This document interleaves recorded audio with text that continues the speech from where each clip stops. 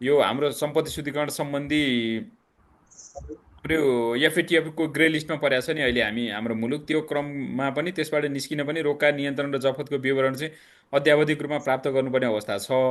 त्यो क्रममा त्यो विवरण पाइएन। त्यो भएको भएर हजुरहरूको यो अनुसन्धानकारी निकायको एकदम विशेष भूमिका हुने भएको भएर हामीले अहिले हजुरहरूलाई ओरिएन्टेसन एउटा ढङ्गको सफ्टवेयरको बारेमा ओरिएन्टेसन गरौँ भनेर यो प्रोग्राम राखेका हौँ। अब यसमा अब सैद्धान्तिक पाटोमा अलिकति भन्दाखेरि जस्तो यो चाहिँ फौजदारी कसुरको अनुसन्धानको सिलसिलामा अब वनको राष्ट्रिय निकुञ्ज अब अनि भन्सार यो तिनवटा एजेन्सीले फौजदारी कसुरको अनुसन्धान गर्दै गर्दाखेरि हजुरहरूले जति पनि रोक्का र नियन्त्रण गर्नुभएको सम्पत्ति र साधन सबै प्रकारका सम्पत्ति र साधन अब सवारी साधन घर जग्गा बहुमूल्य धातु सुन चाँदी लगायत जे आउँछन् सबै प्रकारका सम्पत्ति र साधनहरू चाहिँ जति रोक्का र नियन्त्रण राख्नुहुन्छ त्यसको विवरण चाहिँ यो सिस्टममा इन्ट्री गरिदिनु पर्ने छ। त्यो भएको भएर अब त्यसको लागि यो सिस्टम डेभलप गरिएको हो। अब यो विशेष चाहिँ यति मात्र हो यसको ब्याकग्राउन्ड। अरू चाहिँ अब यो सिस्टम कसरी हामीले चलाउने के गर्ने भन्ने कुराको लागि हाम्रो यहाँ सफ्टवेयर डेभलपर हुनुहुन्छ शम्भु खतिवडा सर, उहाँले हजुरहरूलाई यो विषयमा ओरिएन्टेसन दिनुहुन्छ। त्योभन्दा पहिला हजुरहरूलाई एउटा के रिक्वेस्ट गरेँ भने मैले हामीले वनको हकमा सम्बन्धित प्रदेशको वन मन्त्रालय मार्फत हजुरहरूको युजर नेम र सम्पर्क नम्बर हामीले प्राप्त गरेका छौँ। शिव अनि राष्ट्रिय निकुञ्जको हकमा राष्ट्रिय निकुञ्ज तथा वन्यजन्तु संरक्षण विभागबाट भन्सार कार्यालयहरूको हकमा भन्सार विभाग मार्फत हामीले विवरण प्राप्त गरेका छौँ। त्यही जति जुन हजुरहरूले पठाउनु भएको त्यहाँबाट पठाउनु भएको युजर नेम छ त्यो युजर नेमलाई नै हाम्रो यो सिस्टममा चाहिँ इन्ट्री गरेर त्यसलाई राखेका छौँ हजुर। त्यो भएको भएर हजुरहरूले युजर नेम राख्दाखेरि त्यही सम्बन्धित एजेन्सीबाट आएको इमेल नै राखिदिनु होला। अरू इमेल राखिदिनु हो भने सिस्टम चल्दैन। अनि त्यसको लागि हजुरहरूलाई केही कन्फ्युजन भयो भने यहाँ च्याट बक्समा मैले हजुरहरूकै अफिसबाट आएको विवरण मैले च्याट बक्समा पनि राखिदिन्छु। त्यही कन्फ्युजन भएर इमेलमा केही मिलेन भने त्यसमा पनि हेर्न सक्नुहुनेछ। अरू अब टेक्निकल पाटो ह्यान्डल गरिदिनु हुन समु सरलाई अनुरोध गर्दछु।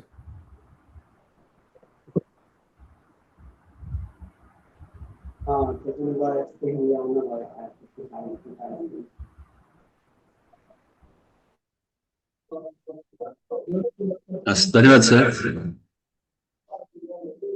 आज यो ट्रेनिङ प्रोग्राममा उपस्थित हुनुभएका सबै सर म्याडमहरूलाई मैले यहाँबाट नमस्कार गरेँ। मेरो नाम शम्भु खतिवडा र म चाहिँ यो कसुरजन्य सम्पत्ति व्यवस्था विभागले निर्माण गरेको कसुरजन्य सम्पत्ति व्यवस्थापन प्रणाली भन्ने सफ्टवेयरको टिम लिड टेक्निकल ग्रुपबाट म रिप्रेजेन्ट गर्छु। र यो सिस्टम चाहिँ मुख्यतया कसुरजन्य सम्पत्ति सम्बन्धी जति पनि छानबिन गर्ने अनुसन्धान गर्ने निकायहरू हुनुहुन्छ उहाँहरूले चाहिँ अनुसन्धानको क्रममा जति सम्पत्तिहरू चाहिँ रोक्का वा नियन्त्रणमा लिनुहुन्छ त्यसको मुख्य रूपमा देशव्यापी रूपमै एउटा एकीकृत डेटाबेस प्रणाली हो, जहाँ चाहिँ हामीले काठमाडौँ उपत्यका लगायत नेपाल अधिराज्यभरिको सबैतिरको जिल्लाहरूको अनुसन्धानकारी निकायहरू, अभियोजनकारी निकायहरू, अदालत अनि जिल्ला प्रशासन कार्यालय जस्ता चाहिँ यस कार्यमा इन्भल्भ संस्थाहरूको युजरनेम पासवर्डहरू उपलब्ध गराएका छौँ। र त्यही सिलसिलामा चाहिँ अब आज हजुरहरूको अफिस पनि अब के अरे अनुसन्धानकारी निकाय भएको कारणले गर्दाखेरि अनुसन्धानकारी निकायले चाहिँ यसमा के गर्नुपर्ने हुन्छ, कस्तो किसिमले डाटा दिनुपर्ने हुन्छ भन्ने विषयमा हामी आज छलफल गर्छौँ। अब सबैभन्दा पहिला हजुरलाई म मेरो स्क्रिन पहिला सेयर गर्छु।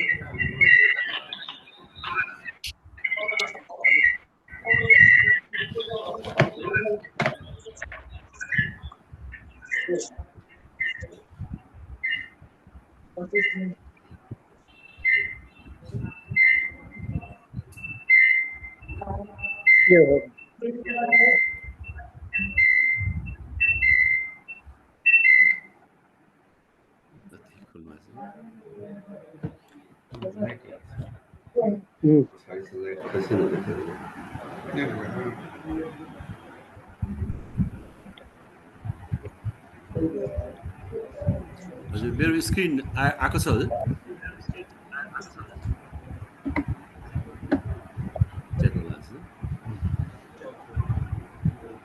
कसो लेख्दै थियो सर अथवा सर मेरो भाषा कसो लेख्दै थियो गाउँ पुस्दैन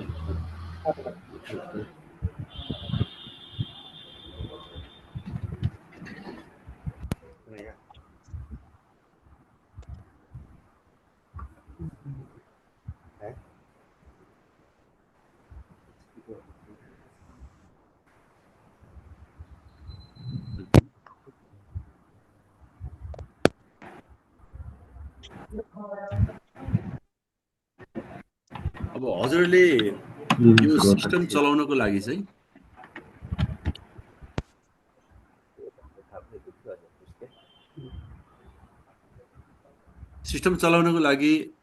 यो पेजलाई एक्चुअली हेर्नु होला dmpc.pcmis.moha.gov.np हाम्रो पोर्टल चाहिँ अफिसियली यही वेब पोर्टल हो यो वेब पोर्टललाई चाहिँ हजुरले यो नोट पनि गर्नु होला नत्र हामी एक्चुअली फाइनल हजुरलाई बाँकी डकुमेन्ट्सहरू पठाउँदाखेरि त्यस सम्बन्धित इमेलमै यो पनि पठाउन सक्छौँ अहिलेलाई हजुरले यो dmpc.pcmis.moha.gov.np यति वेब एड्रेसलाई चाहिँ आफ्नो कुनै पनि ब्राउजर क्रोममा फायरफक्समा जहाँ गरे पनि भयो एउटा वेब ब्राउजरमा यसलाई कपी गर्नु होला त्यसपछि इन्टर गर्नुभयो भने हजुरले यो स्क्रिन पाउनुहुन्छ पहिला एक्चुअली ट्राई गर्नु होला हजुर कसैको यसमा खुल्नुमा केही समस्या छ भने त्यो पनि भनिदिनु होला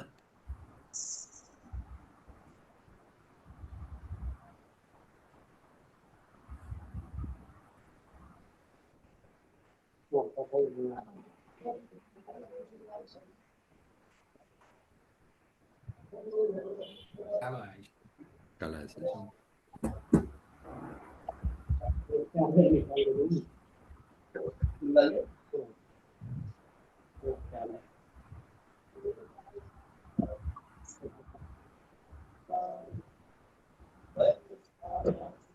हजुर यो स्क्रिन आइसके पछाडि चाहिँ हजुरलाई एउटा हामीले इमेल एड्रेस जुन इमेल एड्रेस हजुरहरूले हामीलाई प्रोभाइड गर्नुभएको थियो इमेल चाहिँ त्यही नै हुन्छ अब यसलाई त्यो इमेल पनि हामी यहाँबाट निकाल्नु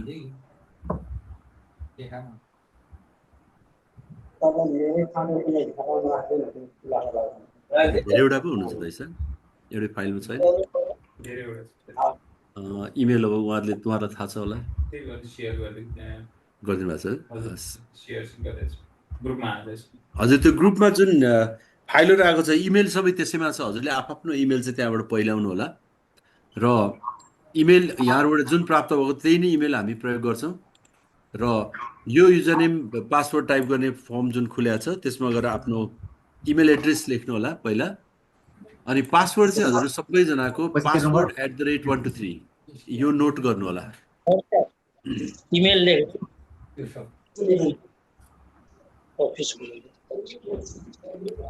इमेल हजुरको इमेल जुन पठाउनु भएको थियो त्यही नै हो पासवर्ड चाहिँ पासवर्ड @123 यो क्यापिटल पी लेख्नु होला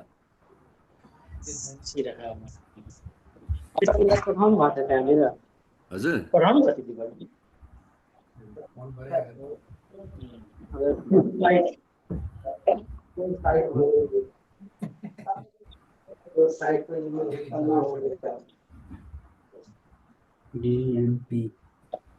dmpc.pcmis.moha.gov.np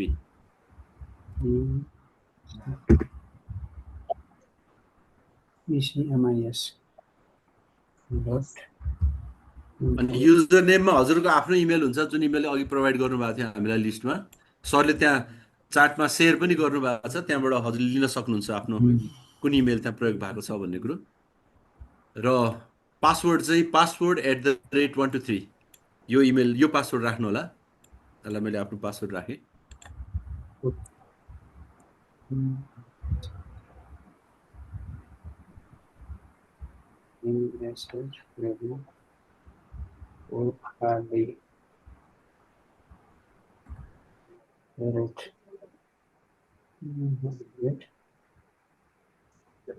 त्यसो हजुरको इमेल एड्रेस र पासवर्ड राखेर तलपट्टि क्याप्चा टाइप गर्नु होला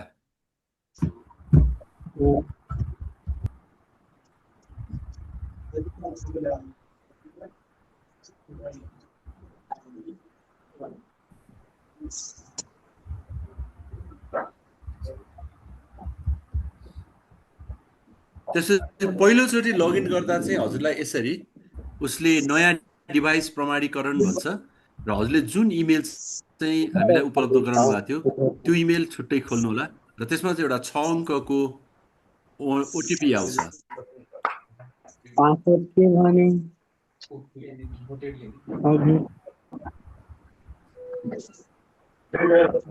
Apenas aqui, até disponível lá para हजुरले हेर्नु है, हजुरले पहिलोचोटि इमेल एड्रेस र पासवर्ड टाइप गरेर क्याप्चा राख्नुहुन्छ अनि साइन इन गरेपछि हजुरलाई एउटा इमेल जान्छ। इमेल यसरी आउँछ, यहाँ हेर्नु होला, मैले यताबाट लगइन गर्ने प्रयत्न गरेको थिएँ, मलाई एउटा इमेल पठायो department of for management of process of क्राइमबाट नयाँ डिभाइसबाट लगइन सुरक्षा कोड भनेर आएको छ। त्यसमा क्लिक गर्नुभएपछि हामीलाई एउटा ओटिपी यसरी पठाउँछ। यसलाई कपी गरौँ, त्यसपछि लगेर यो ओटिपी राख्ने ठाउँ उसले दिएको छ त्यसमा ओटिपी पेस्ट गरेर चाहिँ हजुरले प्रमाणीकरण गर्नुहोस्मा पहिला क्लिक गर्नु होला। त्यसपछि यसरी ड्यासबोर्ड देखिन्छ। एकचोटि यति प्रयत्न गर्दा त हजुर कसको इस्यु आउँछ हामी सपोर्ट पनि गर्छौँ। इमेल एड्रेस, लु सर अब इमेल एड्रेस मिस्टेक छ भनेपछि चाहिँ त सच्चै नै पर्यो। इमेल जो के प्राप्त भयो यहाँ त यो खोल्नु त यार इमेल चाहिँ करेक्ट भयो हजुर। वेबसाइट खुल्दैन भनेकोमा यस्तो है हजुर, कसको dmpc.pcmis.moha.gov.np स्पेलिङ एक्चुअली करेक्टली हेरिदिनु होला। सर मेरो राजविराज भन्सारको देखिएन सर, राजविराज कस्टमर भाइ पछि गएर एकछिन म यहाँ काममा छु।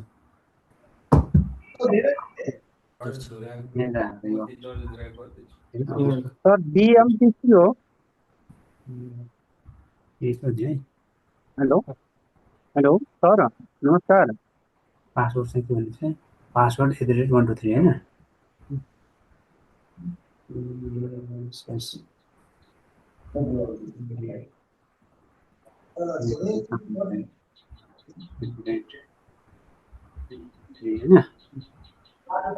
अनि के हान्ने बाँके डिएफओमा कोड आएन सर।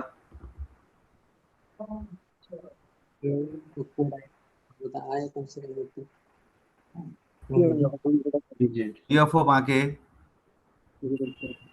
सर नमस्कार है, म राजविराज कस्टम अफिसबाट सर। यहाँ हाम्रो मेल नै मिलेन भन्छ, के गरिदिनु? कहाँबाट अरे हजुर? राजविराज भन्सारका राजविराज कस्टम्स अफिस राजविराज। यसमा ओटिपी किन भनेर यही पनि छ किन जिम्मा आएको हैन। नमस्कार हजुर। हजुर नमस्कार सर। सरलाई भन्सारबाट हो कि यो हामीले सुरुमै पठाउनुमा त मेल इमेल एड्रेस चाहिँ टाइप मिस्टेक भएको रहेछ। हजुर सर। महत्त्व महेन्द्र 179@gmail.com हुनु पर्नेमा 179 छुटेको रहेछ। ए हजुर। अब त्यसलाई करेक्सन गरेर अनि आइडी बनाएर चाहिँ गर्नु पर्छ। त त्यहाँ खुल्दै नखुल्ने भयो। सरलाई भन्सार हजुर। हजुर सरलाई भन्सारको। सरलाई भन्सारले त्यहाँ त्यो मेसेजमा लेखिदिनु है सर करेक्ट इमेल के हो। त्यो 179 हस् हुन्छ म लेखिदिन्छु। सर नमस्कार। नमस्कार। नमस्कार। अपि नाम्बाको कोडै आएन सर, ओटिपी ओटिपी आएन सर। हजुरको कुन अफिस सर? अपि नाम्पा संरक्षण क्षेत्र कार्यालय। स्प्याममा पनि जान सक्छ, एकचोटि चेक गर्नु होला हजुर। हेर्दिनु सर पहिला। हजुर सर नमस्कार। सर नमस्कार। सर नमस्कार। सर यो सर नमस्कार हजुर, म कञ्चनपुर भन्सार कार्यालयबाट। भएन सरको पनि? शुक्ला फाँटा राष्ट्रिय निकुञ्जको नि भएन सर। यो पासवर्ड कति हो सर हाम्रो? सर नमस्कार, गौरी शङ्करको पनि भएन, इमेल आइडी नै मिलेन भन्छ। इमेल आइडी त ठिकै छ, पासवर्ड एकैछिन त्यो चार्टमा पनि लेखिदिँदै गर्ने, हामी सपोर्ट गर्दैछौँ तिनवटा। अहिले मैले पहिला अपिनापा संरक्षण क्षेत्र दार्चुलाबाट हजुरको इमेल एड्रेस चाहिँ ANCADARCHULA@gmail.com छ। आयो सर, उसमा स्पाममा रहेछ। दार्चुला हजुर ल भयो, हजुरको सोल्भ भयो हैन? हजुर भयो सर। पोखरा एयरपोर्ट चेक गर्नु होला किनभने यस्तो मिलेन भन्छ सर। सिस्टमले फालेर मेलहरू स्प्याममा पनि फाल्न सक्छ सर कञ्चनपुर कस्टम अफिसको भनिदिनु न। Kanchanpur customer office sir, Kanchanpur भन्सार कार्यालय। कञ्चनपुर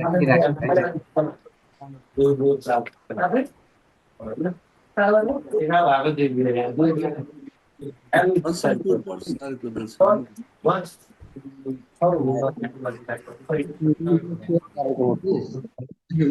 नमस्कार सर, शुक्लाफाटा राष्ट्रिय निकुञ्जको पनि इन्टरभ्यू भएन सर? भएन सर। सरलाई भन्छ यो Pokhara custom office, Pokhara airport custom office हेरिदिनु सर एकपटक। कति हुने भनेर सर नमस्कार, यो जलेश्वर भन्सारको पनि मेल आइडी फिट छैन, मैले मेसेज गरिदिएको सर, करेक्ट गरिदिनु होला। हाम्रो कञ्चनपुर भन्सार कार्यालय के भयो सर?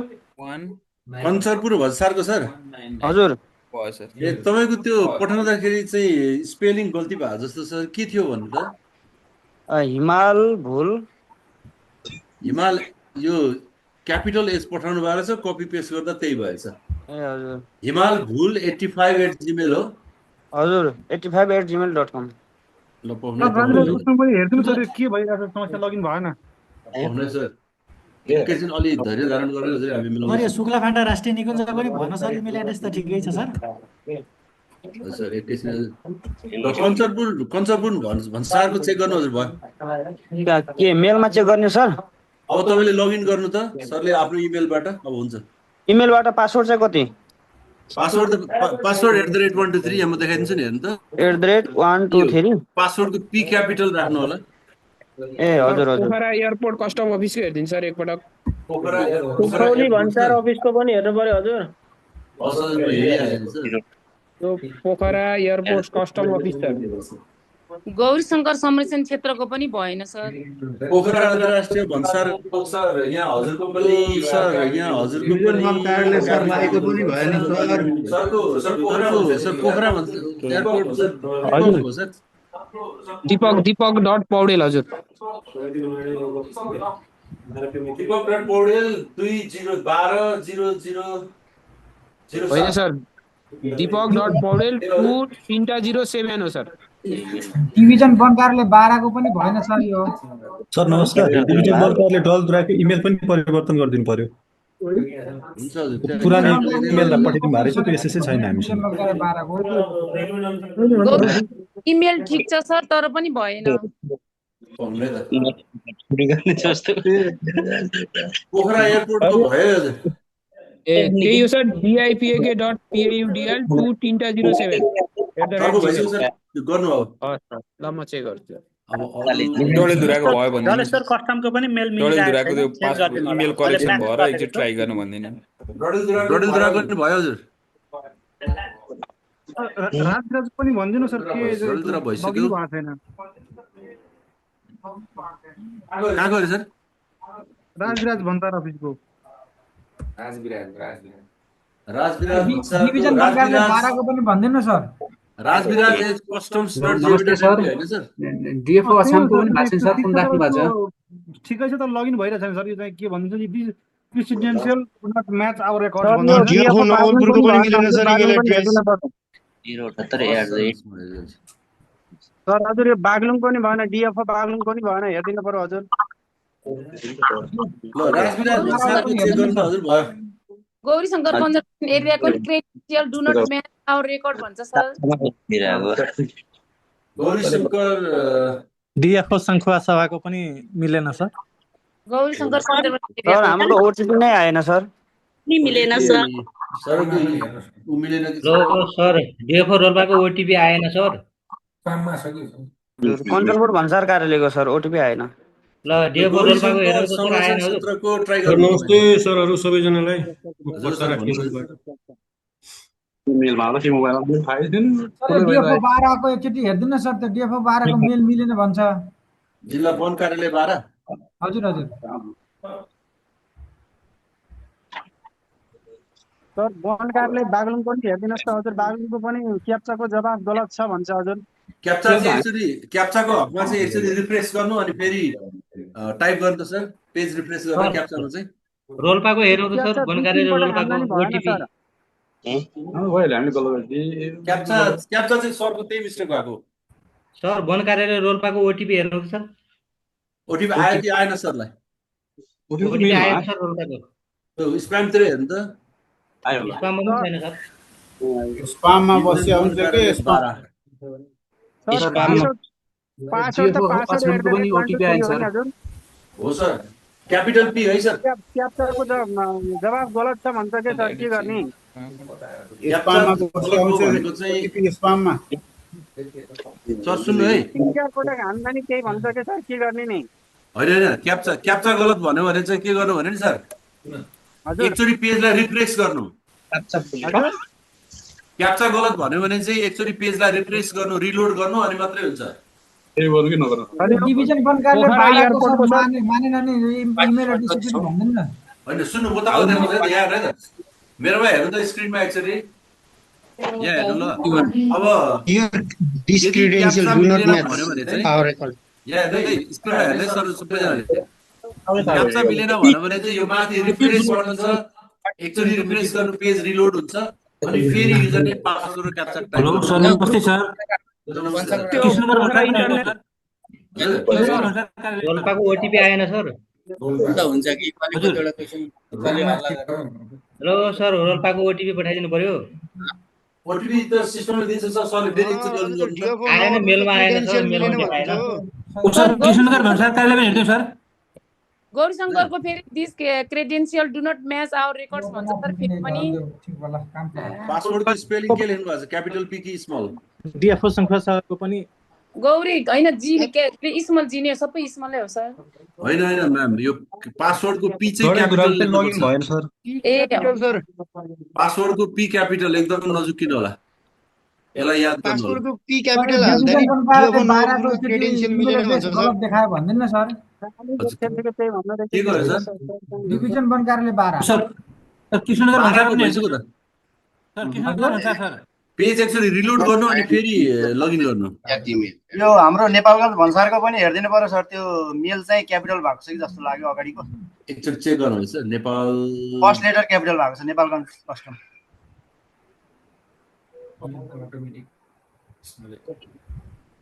उनीहरूले त्यो गरे इन्ट्री गर्दाखेरि क्यापिटलमै गएको छ के। नेपालगञ्ज भन्सार कार्यालय सर, यो इमेल गल्ती भएको छ। हजुर हजुर, फर्स्ट लेटर चाहिँ क्यापिटल भएको रहेछ क्या, स्मल हो सर त्यो। यो सरको यो कुन दिवस भन्ने हो कि गुरुङ अमृत? दुईटैको क्यापिटल भएको छ सर। यो त स्मल हुनु पर्यो नि। भन्सारको पनि त्यही भएको छ हजुर, किरणको के क्यापिटल छ? ए त्यो यस्तो भयो सर, त्यो हजुरहरूले त्यहाँ पठाउँदा क्यापिटल अटो क्यापिटल भयो होला सर। यो जति त्यो रिफ्रेस गरे पनि भएन सर, मेरो त क्याप्चाको जवाब गलत छ भन्छ सर। जति रिफ्रेस गरे नि डिएफओ बागलुङ हजुर, डिभिजन वन कार्यालय बागलुङ हजुर। ल पठाउनु, म यहाँबाट लगइन गर्छु है त, के हुँदो रहेछ हेरौँ। हुन्छ हजुर, हेरिदिनुहोस् त, हुँदै भएन मेरो त। सर मेरो शुक्ला फाटाको त भयो सर, अब के गर्ने हो सर?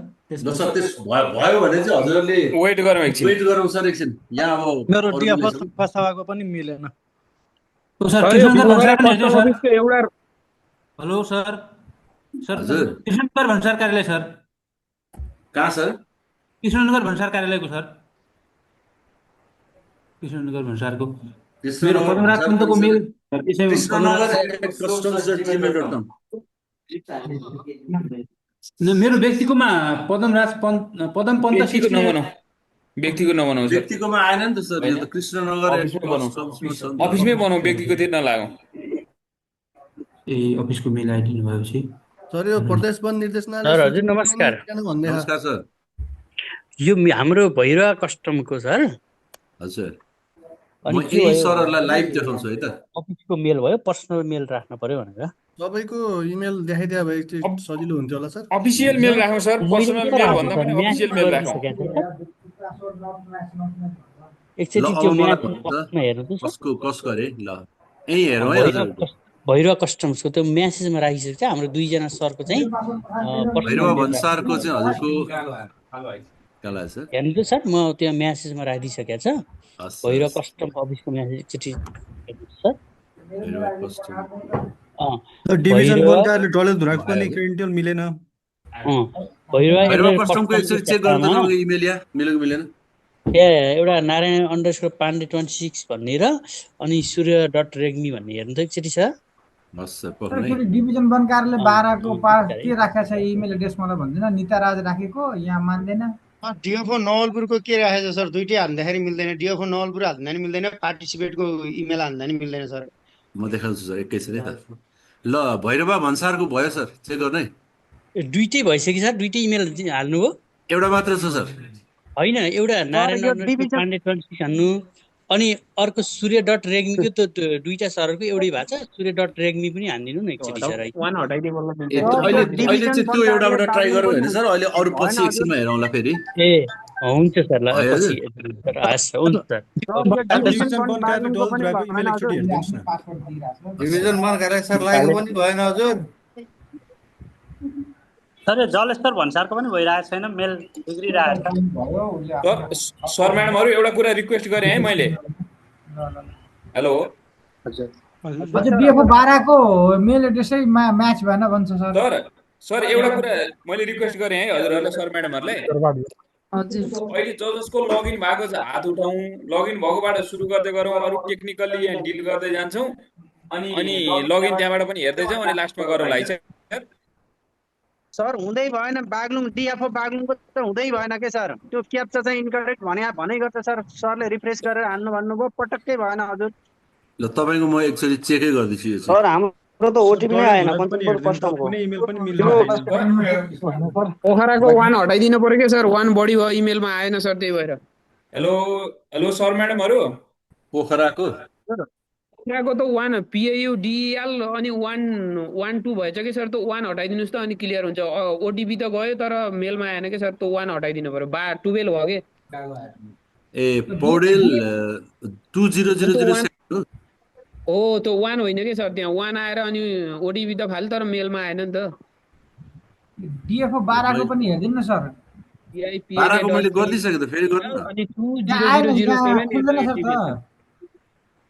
खुल्दैन हजुर इमेल त सही दिनु भएको हो के एकचोटि डिएफओ नवलपुरको हेरौँ न सर एकचोटि डडेलधुराको इमेल अपडेट गरिदिनु हाम्रो पुरानो इमेल एड्रेस पठाइदिनु भएको रहेछ त्यो एसएस छैन अहिले नयाँ इमेल पठाइदिएको थियौँ त्यो एकचोटि अपडेट गरिदिनु न लगिनै भएन सर यसो गरौँ त हजुर एकैछिन एकचोटि म सरहरूलाई यो पोखराको हटाइदिनु त सर एकपटक त्यो 1 हटाइदिएपछि क्लियर सर पोखराको हटाइदिइसके ट्राई गर्नु अब हस् धन्यवाद हस् सर यसो गरौँ है अब एकचोटि सुनौँ त हजुर एकचोटि सुनौँ त हजुर यता भन्दिनु न सर के हो इमेल डिएफओ 12 को के भन्छ इमेल के राखेको हेलो राजेश सर हजुर सर एकचोटि सुनौँ हजुर यता अनि त्यसपछि सुरु गरौँला है त्यो एक्चुअली डिएफओ 12 को त्यो मेल एड्रेस म्याच भएन भन्छ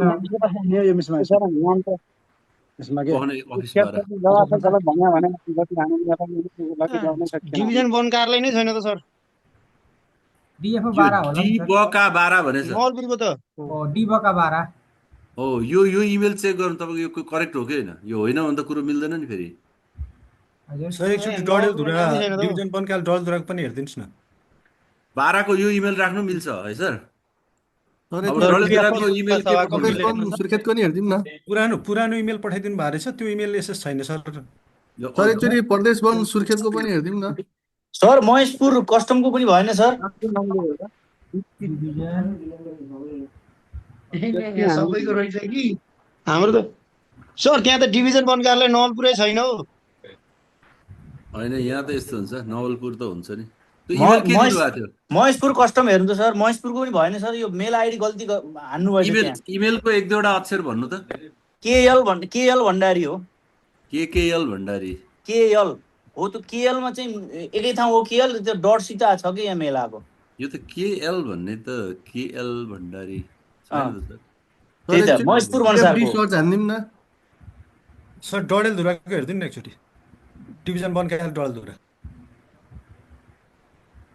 सर डिभिजन वन कार्यालय नवलपुर पनि हेर्नु पर्यो सर त्यहाँ छैन जस्तो लाग्यो डिभिजन वन कार्यालय डडेलधुराको यस्तो छ डीएफओ डडेलधुरा सुदूरपश्चिम यो इमेल ठीक छ सर लगइन भइरहेन लगइन भएको छैन सर यो डिभिजन वन कार्यालय बागलुङको पनि भएन हजुर पक्नु सर यो त धेरै प्रब्लम भयो त यो इमेल हामीलाई करेक्ट आएन जस्तो लाग्छ सर त्यो भएर dfo.baghlung@gmail.com हो सर ल डीएफओ डडेलधुराले अब ट्राई गर्नुहुन्छ यति भएपछि सर महेशपुर कस्टमको नवलपुरलाई पनि ट्राई गर्नु पर्यो सर हस् सर, हस्, एकैछिन है सर, म पालो गर्छु। हस् सर। सर सरलाई भन्सारको पनि हेरिदिनु पर्यो। हुन्छ हुन्छ सर। अनि महेशपुर सरलाई भन्सारको पनि भन्सारको भयो होला नि। हाम्रो त्यो सुरुमा त्यो के अरे 4 नम्बरको लाइन छुटेर गएको थियो, फरवार्ड भएको थियो, त्यही फरवार्ड मात्र भइरहेको छ क्याको। डिओ पनि नोबल लुकेको थियो।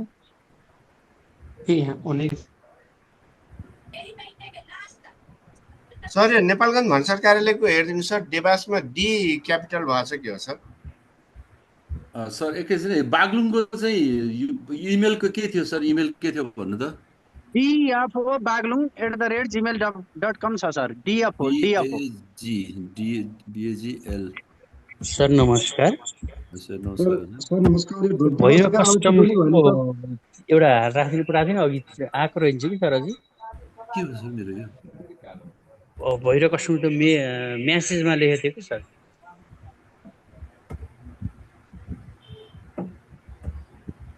नमस्कार हजुर, यो ढोरपाडा शेखर आरक्षको नि भएन सर। भैरव कस्टम्सको हुन्छ सर, क्रमशः हुँदैछ, एकैछिन हजुर। नहुनेको टिपोट राखेर अनि पालो गरिदिए सजिलो हुन्थ्यो। सर डडेलधुराको इमेल एड्रेसमा यसो गर्नु सर, सबैजनालाई मैले एउटा रिक्वेस्ट गरेँ होइन सर। अहिले हामी धेरैजना छ नि त, धेरैजना भएकोले हजुरको इमेल अब कतिपय क्यापिटल लेटर मिलेन कि अथवा इमेलको ठ्याक्कै मिलेन कि अथवा जङ्क गएको त्यो एकछिनमा हेर्छु। अहिले म चाहिँ एउटा प्रोसेस पहिला हजुरहरूलाई यसको बताउँछु होइन, त्यसपछि हजुरको जसको नभएको हो त्यो च्याटमा लेखिदिनु होला। यो एकचोटि हजुरलाई सर र सफ्टवेयरको प्रोसेस देखाइसकेपछि अनि त्यो इमेलहरूलाई करेक्सन गर्न हामी हजुरहरूलाई पठाइदिन्छौँ। सर बागलुङको भएन हजुर, DFO Baglung. Sir Dadeldhura sir हाम्रो त ओटिपी नै आइरहेको छैन, किन होला? इमेल एड्रेसमा सुदूरपश्चिमको स्पेलिङमा एउटा एच छुट्या सर म बागलुङबाटै गर्छु है लगइन। प्लिज सर बागलुङको हेर्दिनुहोस् त। पक्नु एकैछिन, बागलुङको म पहिला इमेल हाम्रो इमेलमा एउटा डिभिजनको इमेलमा ओटिपी आयो होला, एउटा ओटिपी दिनु न।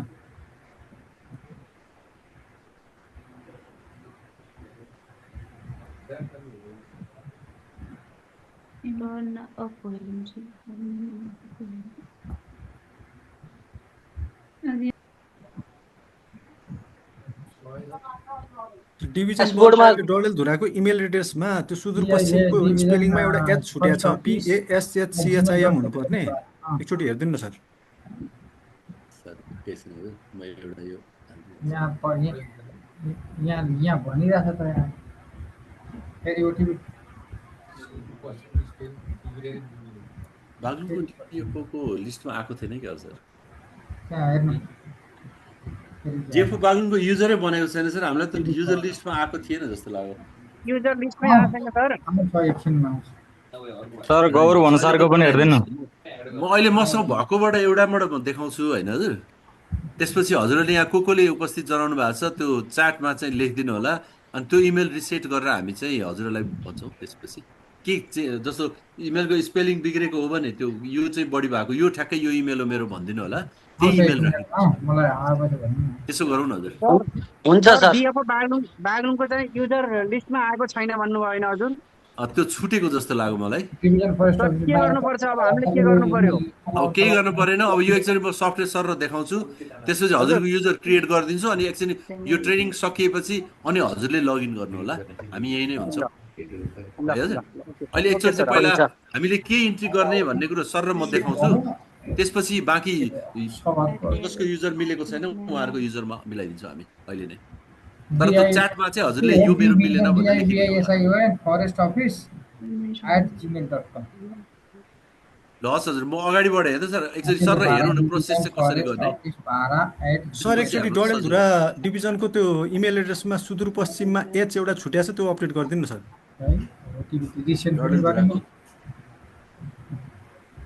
dfo.डडेलधुरा@gov.np मा त्यो PASH हुनुपर्ने PASCHIM मात्र भएको छ सर, त्यति अपडेट गरिदिनु। सर त्यो इमेलको सुरुको दुई तीन अक्षर भन्नु त। .डडेलधुरा हजुर, dfo.डडेलधुरा यसमा के भएको अरे सर? सुदूरपश्चिममा चाहिँ PASHCHIM हुनुपर्ने PASC मात्र भएको छ सर। PASHCHIM होइन? PASSCHI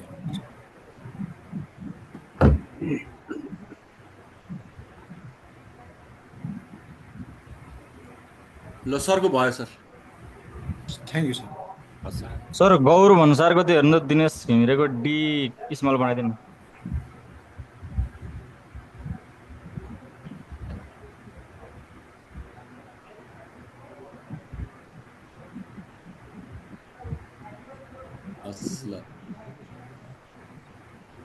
सर जलेश्वर भन्सारको हेरिदिनु त अगाडिको लेटर मिस्टेक छ।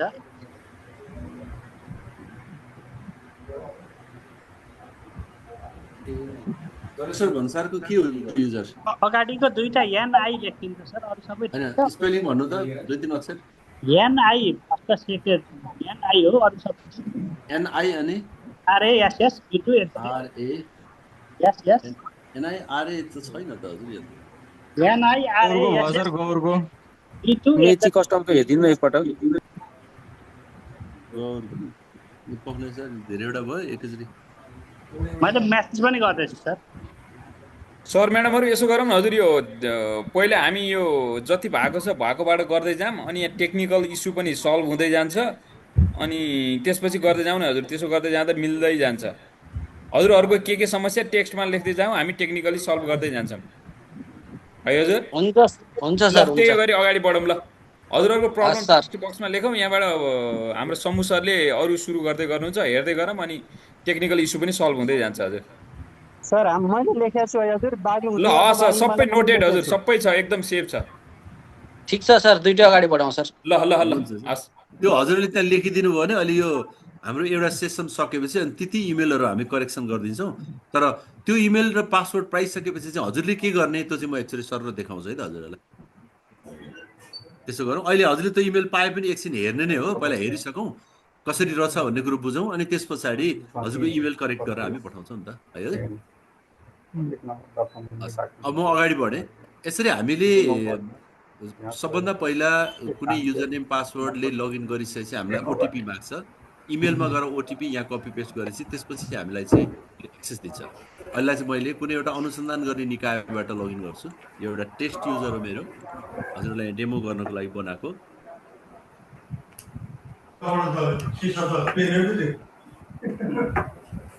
ल यति गर्नु। अनि अहिले सरले एक्चुअली क्याप्चा मिलेन भन्नुभएको थियो। क्याप्चा नमिल्नुको कारण चाहिँ के हुनसक्छ भन्दा क्याप्चा एक्चुअली लोड भइसकेपछि सर्टेन टाइम पछाडि त्यसको पिरियड एक्सपायर हुन्छ। त्यस्तो भयो भने चाहिँ यो क्याप्चाको ठाउँमा यहाँनिर एउटा रिफ्रेस बटन दिएको छ, याद गर्नु होला मेरो माउस भएको ठाउँमा। त्यहाँ एक्चुअली क्लिक गरिदिनु भने उसले क्याप्चा नयाँ बनाइदिन्छ। त्यसपछि अनि टाइप गर्नु होला। क्याप्चा मिलेन भन्यो भने चाहिँ त्यो उपाय।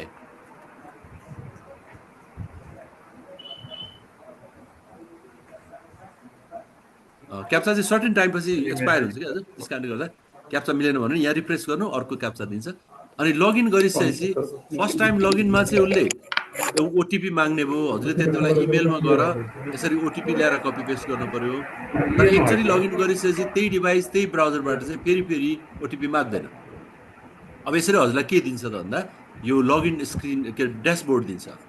र हामी अहिले अनुसन्धानकारी निकायबाट चाहिँ लगइन गरेको हुनाले हाम्रो चाहिँ अरू पछाडिको निकाय जस्तो लामो टास्क छैन। एउटा मेन डेटा इन्ट्रीको पार्ट चाहिँ हामीबाट सुरु हुन्छ। किन भन्दा अनुसन्धानको प्रोसेसमा पहिलो स्टेज नै डेटा कलेक्सन हजुरहरूले गर्ने हुनाले सिस्टमलाई फर्स्ट लेभलको डेटा फिडिङ चाहिँ हजुरहरूबाटै हुन्छ। अब त्यसको लागि चाहिँ पहिलो कुरो यहाँ लगइन भइसके पछाडि हजुरले माथि टप बारमा एउटा रातो बार देखिन्छ, त्यसको दायाँपट्टि हेर्नु होला युजरको नाम आइरहन्छ। हो यो टेस्ट भन्ने युजरबाट मैले लगइन गरेको हो। त्यसकारण त्यो टेस्ट युजरको आइकनमा गएर क्लिक गरिसकेपछि मैले यहाँ पासवर्ड परिवर्तन भन्ने पाउँछु। त्यो पासवर्ड परिवर्तनमा गएर हामीले प्रोभाइड गरेको पासवर्ड लेख्नुहोस्, अनि त्यो नयाँ पासवर्ड के राख्ने त्यो नयाँ पासवर्ड टाइप गरेर चाहिँ टाइप गरेर अनि पासवर्ड परिवर्तन गर्नु होला। र सामान्य पासवर्ड लिँदैन हजुर, याद गर्नु होला। सिधै तपाईले कुनै शब्द लेख्नुभयो भने पासवर्ड मान्दैन। त्यसको लागि चाहिँ capital letter, small letter, number र यो स्पेशल क्यारेक्टर जस्तै क्वेसन मार्क अथवा माइनस प्लस साइनहरू तिनीहरू मिक्स गरेर मात्रै पासवर्ड लिन्छ। 8 क्यारेक्टर भन्दा सानो पासवर्ड पनि लिँदैन।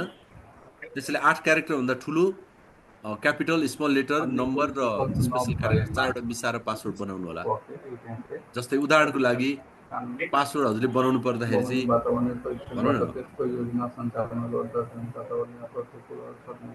अब नेपाल नै लेख्नु पर्यो भने NEPAL यसरी विनिमय बेडा अथवा NEPAL हैन, त्यसले अब कुनै %90 हो यसरी मिलाएर बनाउनु पर्यो पासवर्ड। सिम्पल शब्दलाई मात्रै बनाउनु भएन।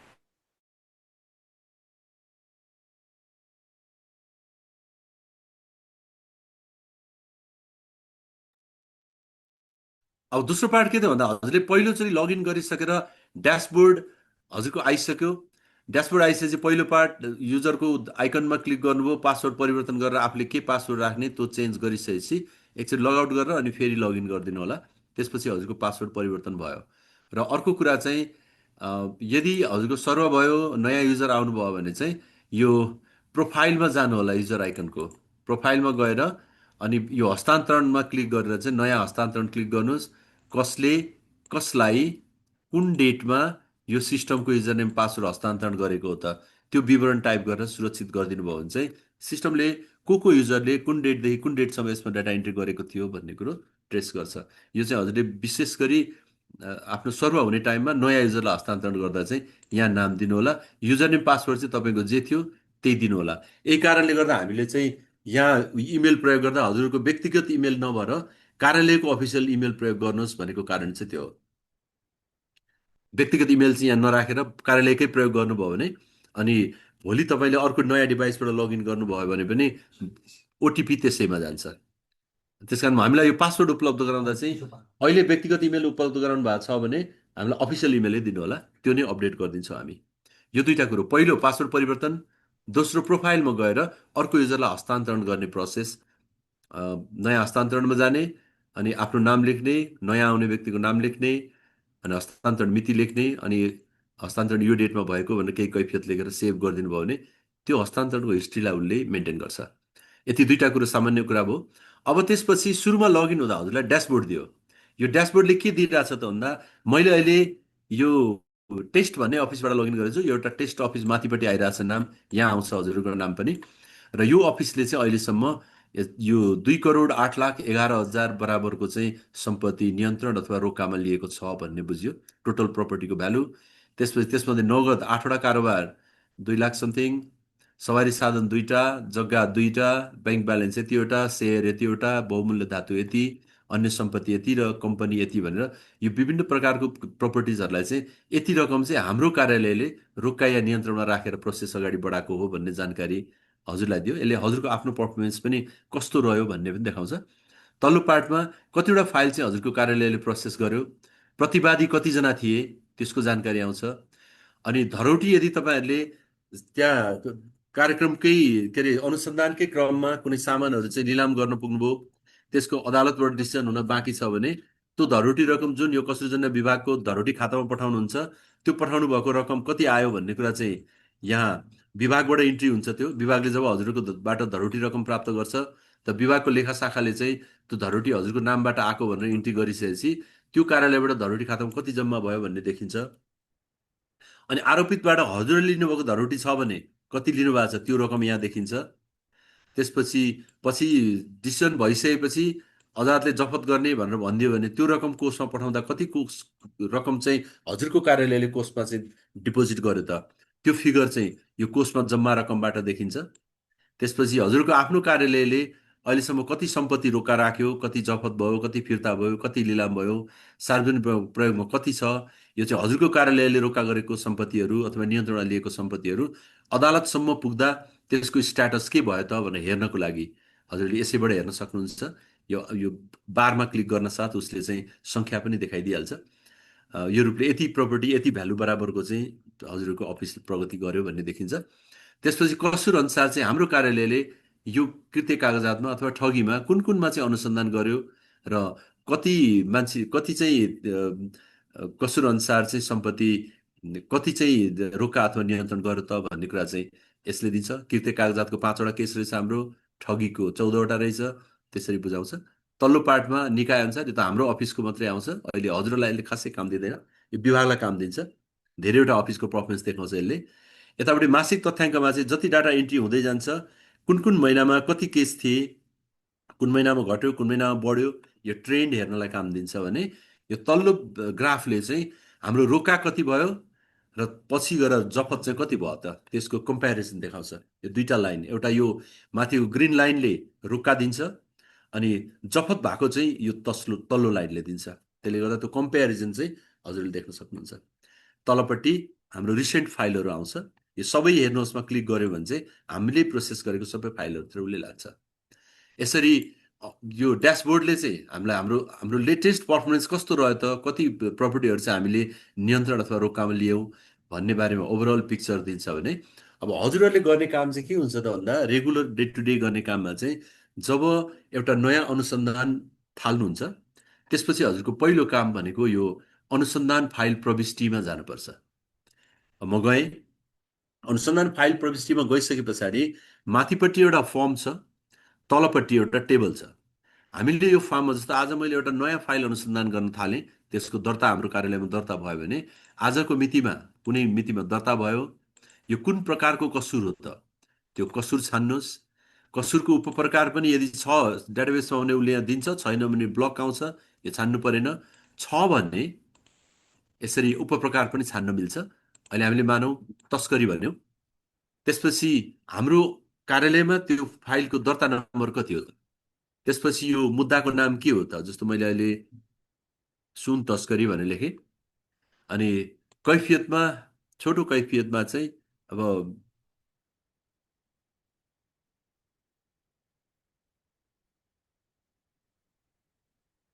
अहिलेलाई फाइल क्रिएट गर्नको लागि चाहिँ हामीले यसरी छोटकरीमा हाम्रो दर्ता नम्बर, दर्ता मिति, कस्तो प्रकारको यो केस हो अनि हाम्रो दर्ता नम्बर कति हो, त्यसपछि टाइटल एउटा यो फाइलको सर्च गर्नको लागि र फाइलको एउटा बेसिक बेहोरा सर्टकटमा लेखेर पहिला म दर्ता गर्छु। दर्ता गरेपछि अब यो तल्लो पार्टमा हेर्नु होला, हामीले अहिले यो दोस्रो चाहिँ फाइल जुन छ, यो दोस्रो फाइल फेरि ब्ल्याक आयो,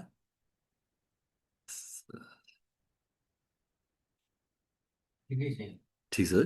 अब यो तल्लो पार्टमा हेर्नु होला, अहिले 8331 टेस्ट अफिस भन्नेले तस्करीको यति 25,666 दर्ता नम्बरको सुन तस्करीको फाइल चाहिँ यहाँ इन्ट्री गर्यो। अब त्यसपछि यो फाइलमा अब के भएको छ त, को छन् आरोपीहरू, अनि त्यसपछि ती प्रत्येक आरोपीको कुन कुन सम्पत्ति चाहिँ हामीले चाहिँ के अरे रोका अथवा नियन्त्रण ल्याउँ त्यसको विवरण हाल्नेमा जान्छौँ। अब यो फाइल आइसके पछाडि भोलि हजुरको लिस्टमा यहाँ धेरै फाइलहरू हुन सक्छन्। त्यस्तो छ भने चाहिँ यसरी दर्ता नम्बरको बेसिसमा हजुरले दर्ता नम्बरको एक दुई अक्षर टाइप गर्न साथै फिल्टर गरेर त्यो फाइललाई तुरुन्तै सर्च गरिदिन्छ। त्यसरी सर्च गरेर जब फाइल भेट्नुभयो, फाइलको दायाँपट्टि हेर्नु होला, एउटा डिटेलको बटन छ, यो आँखाको बटन, अर्को यो एडिटको बटन छ, अर्को डिलिटको बटन छ। डिलिट चाहिँ हजुरको भित्र डाटा राखेको छैन भने यो फाइल डिलिट गर्न मिल्छ, भित्र डाटा राखिसकेपछि डिलिट गर्न मिल्दैन, डाटा क्लियर भएपछि मात्रै मिल्छ। अब अहिले यो फाइलको डेट, दर्ता नम्बर आदि केही बिग्रेको छ भने यो एडिट बटनमा क्लिक गरौँ, त्यसलाई चेन्ज गरेर अद्यावधि गरिदिनु भयो भने हजुरको एडिट पनि गर्न मिल्यो यो डाटालाई। अब अहिलेलाई यो फाइलमा अहिले यहाँ तलपट्टि हेर्नु भने आरोपितको सङ्ख्या 0 देखाइरहेछ।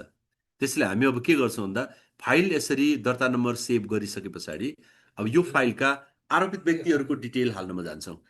जाउँ एकचोटि, यो डिटेल बटनमा क्लिक गर्नु होला। त्यसपछि अब यहाँ हेर्नुहोस्, यहाँ के छ, यहाँ मुद्दा नम्बर हाम्रो 25,666 नम्बरको मुद्दा देखियो। हामीले अघि फर्स्टमा इन्ट्री गरेको डेटा, यो सुन तस्करीको डिटेलको डेटा यहाँ छँदैछ। अब अरू कुराहरू हजुरले टाइप गर्नु भएकै छ, यो मुद्दा नम्बर चाहिँ अदालत पुगेपछि उसले टाइप गर्छ, हजुरले चिन्ता गर्नै परेन।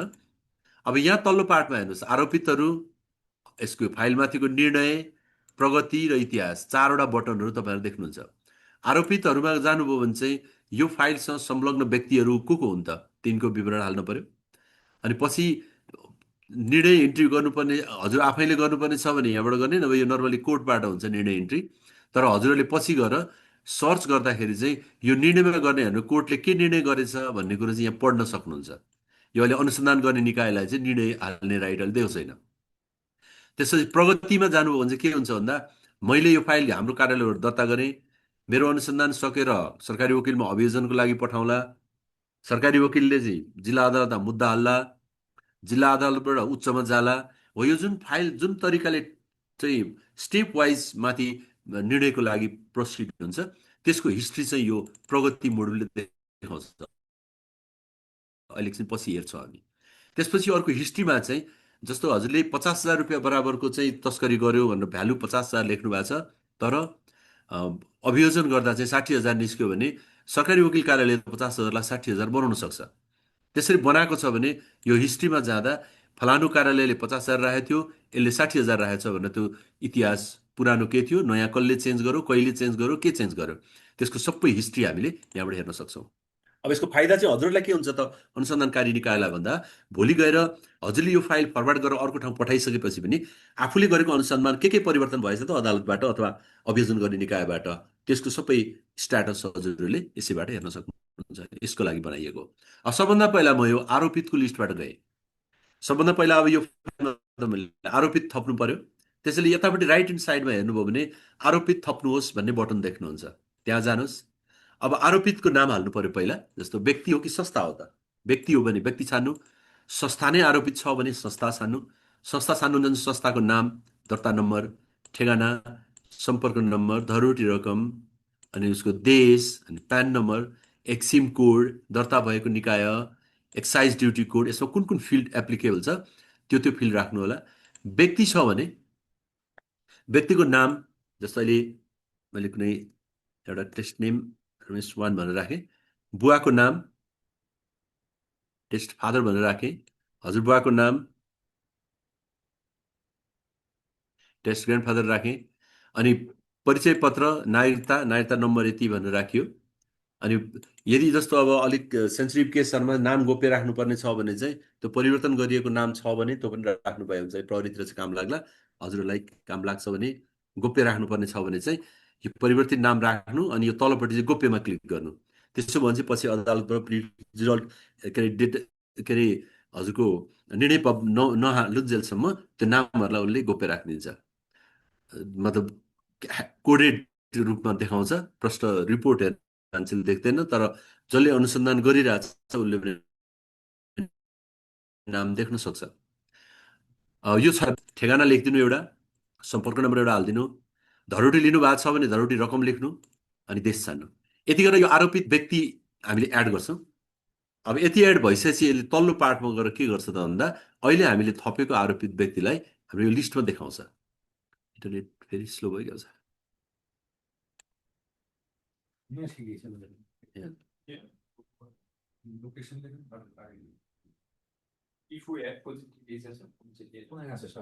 मेरो सर इफो एफ पनि छ सर।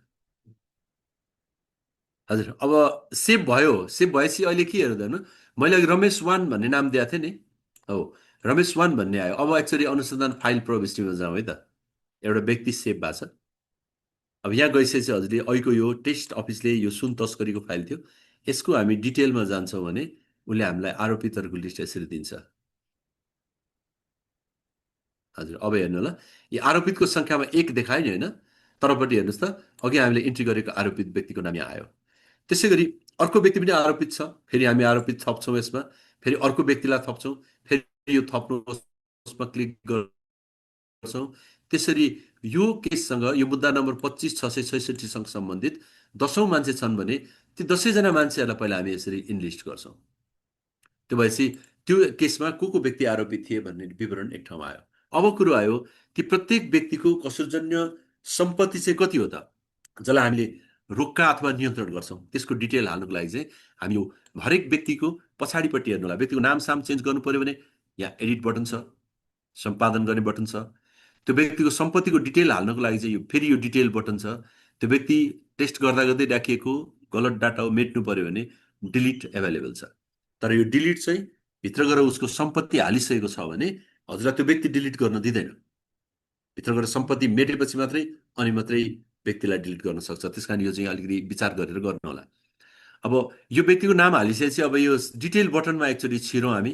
त्यसपछि उसले यहाँ माथि दिन्छ रमेश 1 भन्ने मान्छेको यति नम्बर केसको अब प्रपर्टी के हो त, नगद अथवा वैदेशिक मुद्रा, सवारी साधन, जग्गा, बैंक तथा वित्तीय संस्थामा रहेको रकम अनि बैंकको लकर, शेयर अनि बहुमूल्य धातु, आइटी उपकरण, कम्पनी, अन्य सम्पत्ति। यसरी यो 8-9 क्याटेगोरीमा चाहिँ सम्पत्तिहरूलाई बाँडिएको छ। कसको त भन्दा हाम्रो यो 6000 यो ऐको मुद्दाको सुन तस्करीको मुद्दाको रमेश वान भन्ने चाहिँ आरोपित व्यक्तिको सम्पत्ति हाल्न जाँदैछौँ।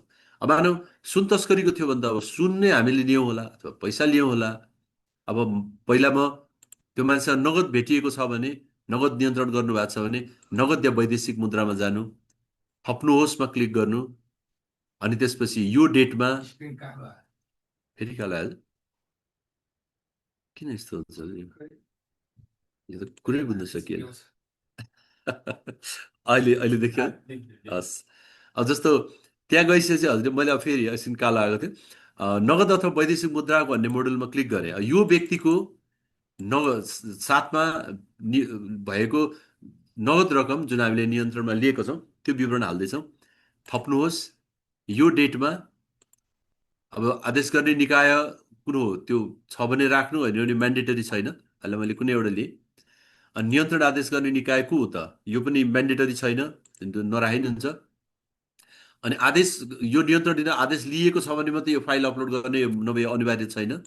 अब यसको मूल्य चाहिँ 5 लाख भनियो।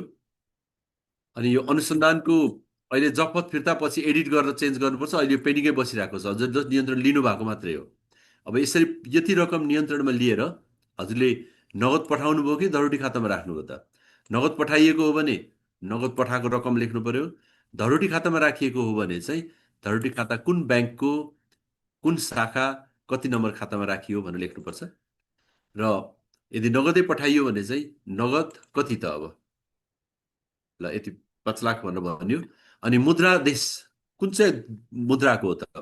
अब जस्तो नेपाल राष्ट्र ब्याङ्कले सटै गर्ने मुद्राहरू हो भने उसले नेपालीमा अटोमेटिक बदल्छ, होइन भने हजुरको अरू सटै नगर्ने मुद्राहरू हो भने जति हो त्यति नै राखिदिन्छ। अब करेन्सी छान्न साथै उसले आजको रेट तान्छ, त्यो रेट अनुसार नेपालीमा कति हुन्छ आजको रेट अनुसार उसले यसरी कन्भर्ट गरिदिन्छ। जस्तो नेपाल राष्ट्र ब्याङ्कको आजको रेट अनुसार 104 रुपियाँ 7800 छ अस्ट्रेलियन डलरको रेट यति, र जम्मा यति नेपाली रकम हुन्छ भनेर राखिदिन्छ। त्यसरी अनि यहाँ नेपालै छान्नु भएको छ भने यो जति 5 लाख भनेको त्यति बराबरै हुन्छ। यति गरेर हजुरले नगद एउटा राखेर थप्नुहोस्मा क्लिक गर्नु। त्यसपछि यस्तो तरिकाले हजुरको त्यो व्यक्तिबाट नियन्त्रणमा लिइएको नगदको डिटेल आयो। मानौ यो अस्ट्रेलियन डलर थियो, नेपाली रुपियाँ पनि छ भने फेरि हामी थप्नुहोस् भन्छौँ, फेरि कुन डेटमा हो त्यो डेट छान्छौँ। यो निकायहरू म्यान्डेटरी छैन, नराख्ने हुन्छ। अनि त्यसपछि ल 2 लाख रुपियाँ नेपाली नगदै 2। अब यहाँ गएर हजुरले कन्ट्री नेपाल छान्नु पर्यो। त्यो भएपछि 2 लाख बराबर भयो, यसलाई एड गरिदिनु। यसरी त्यो मान्छेबाट चाहिँ हामीले 2 लाख रुपियाँ नेपाली रुपियाँ र 5 लाख अस्ट्रेलियन डलर चाहिँ हामीले नियन्त्रणमा लियौँ भन्ने बुझाइयो। सेम तरिकाले त्यही मान्छेबाट चाहिँ यदि सवारी साधन पनि नियन्त्रणमा लिएको छ भने अब हजुरले सवारी साधनमा जानु पर्यो। अनि सवारी साधन चाहिँ के लिइयो त? त्यो 3 डेट माथि हामीले जे छानेछौँ ती फिल्डहरू अटोमेटिक आउँछन्। फरक छ भने फरक निकाय छान्नु, होइन भने छान्नु परेन। अनि अब यो सवारी साधन जुन नियन्त्रणमा लिँदैछौँ यसको भ्यालु कति हो, अनुमानित मूल्य। अनि त्यसपछि यो पेन्डिङै छोड्ने, पछि डिसिजन यसको चाहिँ फिर्ता गर्ने भयो भने चाहिँ त्यति बेला आएर हजुरले फिर्ता भन्नुपर्छ। अहिले यतिकै छोडिदिनु होला। ल नियन्त्रणमा लिएर कहाँ पठाइयो त यो, त्यो छान्नु। छैन हजुरको अफिसमा छ भने यो पनि चुज गर्नु परेन। सवारी धनीको नाम के हो, सवारी नम्बर कति हो, सवारी दर्ता रहेको कार्यालय कुन हो, अनि यो कुन टाइपको सवारी हो त, अटो रिक्सा, अन्य E rickshaw, excavator, car, grader, crane, jeep आदि भनेको छ। त्यो भेहिकल टाइप छान्नु होला। इन्जिन नम्बर उपलब्ध भएसम्म लेख्नु। च्यासिस नम्बर, कम्पनी कुन कम्पनीको, कुन मोडल हो, अनि त्यसपछि उत्पादन वर्ष कहिले हो, यसको परल मूल्य कति थियो उपलब्ध भएसम्म, अनि यसको अवस्था चालु मर्मत हुन सक्ने नसक्ने के हो त्यो राख्नु, यसलाई थपिदिनु। त्यसै गरेर अब जस्तो अहिले यहाँ माथिपट्टि हेर्नु भने यो मान्छेबाट नगदको 2टा ट्रान्जेक्सन र सवारी साधन एउटा हामीले नियन्त्रण अथवा रोक्का लियौँ। यस्तै तरिकाले जग्गा पनि रोक्का राखिएको छ भने जग्गामा जानु पर्यो, फेरि थप्नुहोस्। यो एकै तरिकाले हजुरले यो फर्म भर्ने अनि यहाँ तल गएर चाहिँ थप्नुहोस्मा क्लिक गरेपछि उक्त व्यक्तिको जग्गा पनि लिस्टमा आउँछ। त्यसरी उसको ब्याङ्क ब्यालेन्सहरू रोका गरिएको छ भने अब हजुरको हकमा कतिको लागु हुन्छ? प्रहरीतिर त यो एकदमै धेरै हुँदो रहेछ। त्यो छ भने चाहिँ ब्याङ्क वा वित्तीय संस्थामा रहेको रकममा जानु होला। त्यहाँ गएर पनि फेरि त्यस्तै तरिकाले कुन डेटमा हामीले ब्याङ्क ब्यालेन्स रोका गरियो, कसको आदेशमा गरियो, अनि त्यसको मूल्य कति थियो,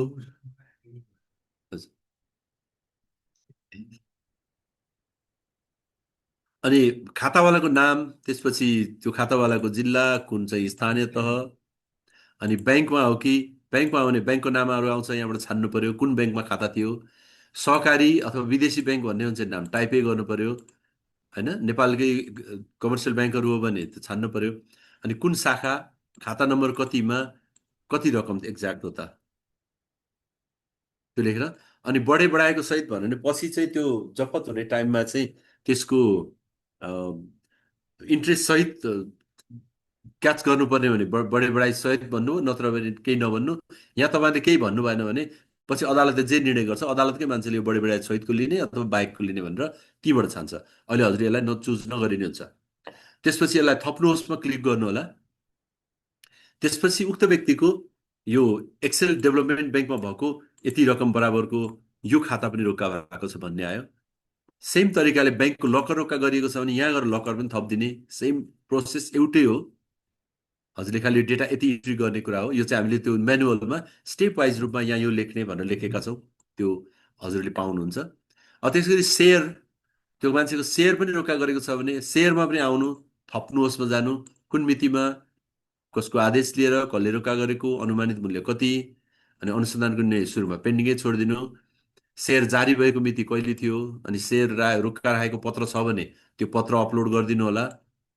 त्यसपछि सेयर धनीको नाम, बुवाको नाम, हजुरबुवाको नाम, सेयर लिएको कम्पनीको नाम, अनि संस्थापक, साधारण, अन्य कस्तो प्रकारको सेयर हो, सेयर सङ्ख्या कति, दर कति, कुल रकम कति, यति हालेर सेभ गर्नुभयो भने यो एउटा सेयरको कारोबार सेभ हो। फेरि अर्को कम्पनीको सेयर छ भने फेरि हजुरले के गर्नुहुन्छ, त्यो सेयर यहाँ एड हुन्छ, फेरि थप्नुहोस् गर्नुहुन्छ, अर्को पनि सेयरको डिटेल त्यसै गरी हाल्नुहुन्छ। त्यसरी जति सेयरहरू रोका गरिएको छ त्यसको विवरण यो सेयरको लिस्टमा आउने भयो। अब बहुमूल्य धातु हो भने सुन तस्करी भनेको छौँ, त्यहाँदेखि एउटा ट्राई गरेर हेरौँ। यो चाहिँ नियन्त्रणमा लिइयो, नियन्त्रण कहिले लिइयो, यो डेटमा लिइयो, कसले लियो, कसको आदेशमा लियो, फलानुको आदेशमा, छैन भने यो चेन्ज नगरे पनि, यो नछाने पनि हुन्छ। त्यसपछि अर्को चाहिँ यसको अनुमानित मूल्य कति हो त, 10 लाख हो, अनि यो निर्णय पेन्डिङै अवस्थामा बस्छ अहिले। त्यसपछि रोका राख्ने ब्याङ्क,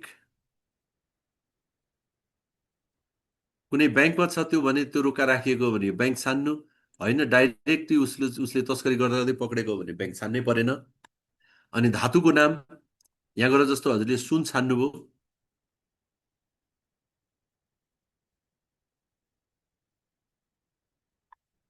सुन छान्नुभयो, त्यो सुन छान्न साथ उसले के गरिदियो त भन्दा सुन छान्न साथ उसले के गर्यो, तलपट्टि एकाइमा ग्राम लेखिदियो। त्यसपछिहरूले सुन चाहिँ मैले 3 थान अथवा एउटा औँठी होला अथवा कुनै सुनको ब्लक होला, जे होला, 3 टुक्रा सुन, तौल चाहिँ ल 200 ग्राम बराबर। 200 भन्दा साथ यहाँ जुन ग्राम उसले दिन्छ हजुरले यो धातु छान्न साथै उसले अटोमेटिकली त्यसको मेजरमेन्ट युनिट आफै दिन्छ। अनि मैले यहाँ सुन छाने, त्यस कारणले गर्दाखेरि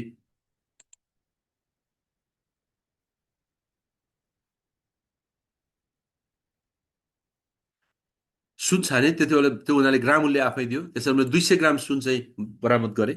यसको टेन्टेटिभ मूल्य चाहिँ ल कति हुन्छ, अब मैले अहिलेलाई 5 लाख समथिङ केही राखेँ। त्यसै कैफियत केही छ भने लेख्नु, थपिदिनु। त्यो भएपछि यो मान्छेबाट चाहिँ सुन हामीले 3 टुक्रा सुन 200 ग्राम बराबरको, यति मूल्य बराबरको सुन चाहिँ नियन्त्रणमा लियौँ भन्ने भयो। अर्को धातु नियन्त्रणमा छ भने फेरि जानु, अर्को धातु थपिदिनु। यसै तरिकाले आइटी उपकरण जस्तो ल्यापटप, मोबाइल फोनहरू पनि यदि हामीले उबाट चाहिँ रुका नियन्त्रण लिएको छौँ भने आइटी उपकरणमा जानु, त्यसपछि नियन्त्रणमा लिइयो, कहिले लिइयो, यो पार्ट छानिरहन अनिवार्य छैन नियन्त्रण लिएको केसमा। अनुमानित मूल्य कति हो त त्यो ल्यापटपको, त्यो लेख्नु। त्यसपछि उपकरणको नाम चाहिँ ल्यापटप डेलको कुनको हो त्यो अनुसार मोडेल राख्नु, सिरियल नम्बर 6 भनेर राख्दै जानु, सङ्ख्या कतिवटा हो त, यतिवटा, मूल्याङ्कन कति हो त यसको, मूल्याङ्कन समितिले गरेको मूल्याङ्कन रकम 6 भने यो पनि राख्नु होला। त्यसपछि विवरण र कैफियत डिटेलमा केही छ भने लेख्नु, सेभ गरिदिनु।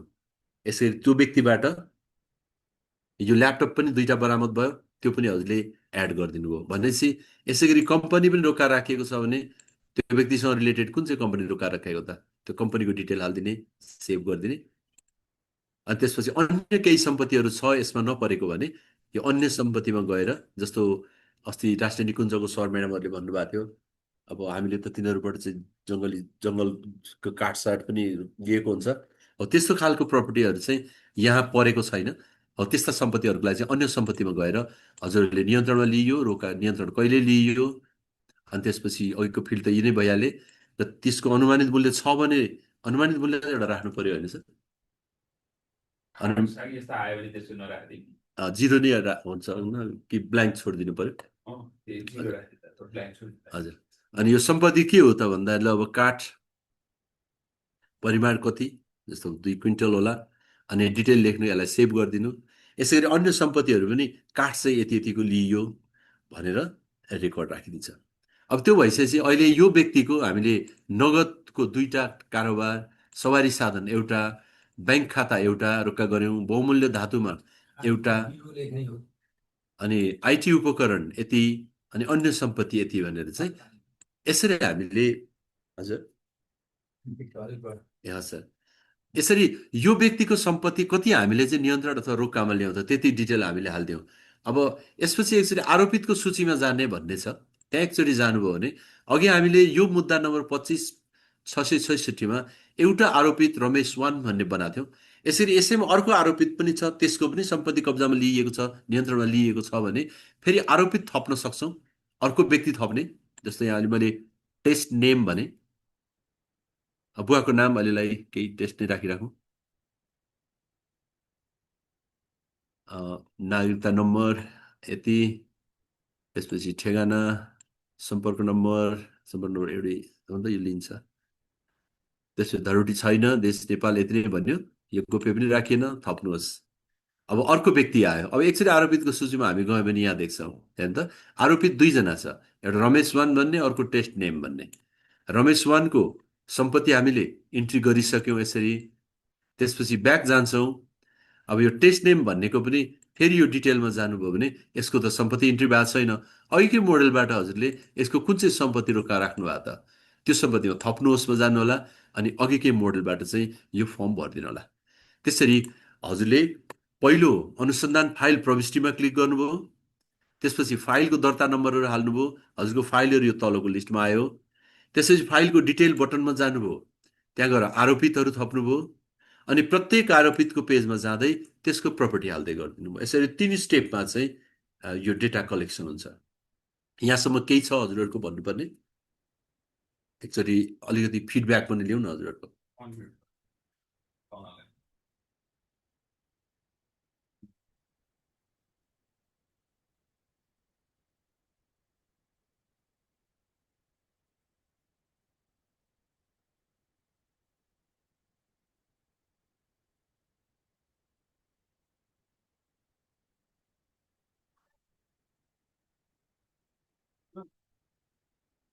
यहाँ अनम्युट गरिदिए है, ल हेरिराख।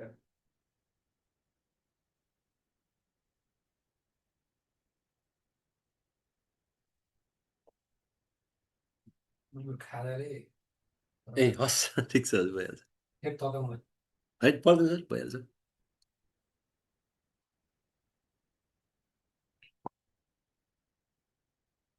अनम्युट हुनुभयो हजुर? ए मैले होइन हल्ला हल्ला गरेर स्टार्ट गर्दै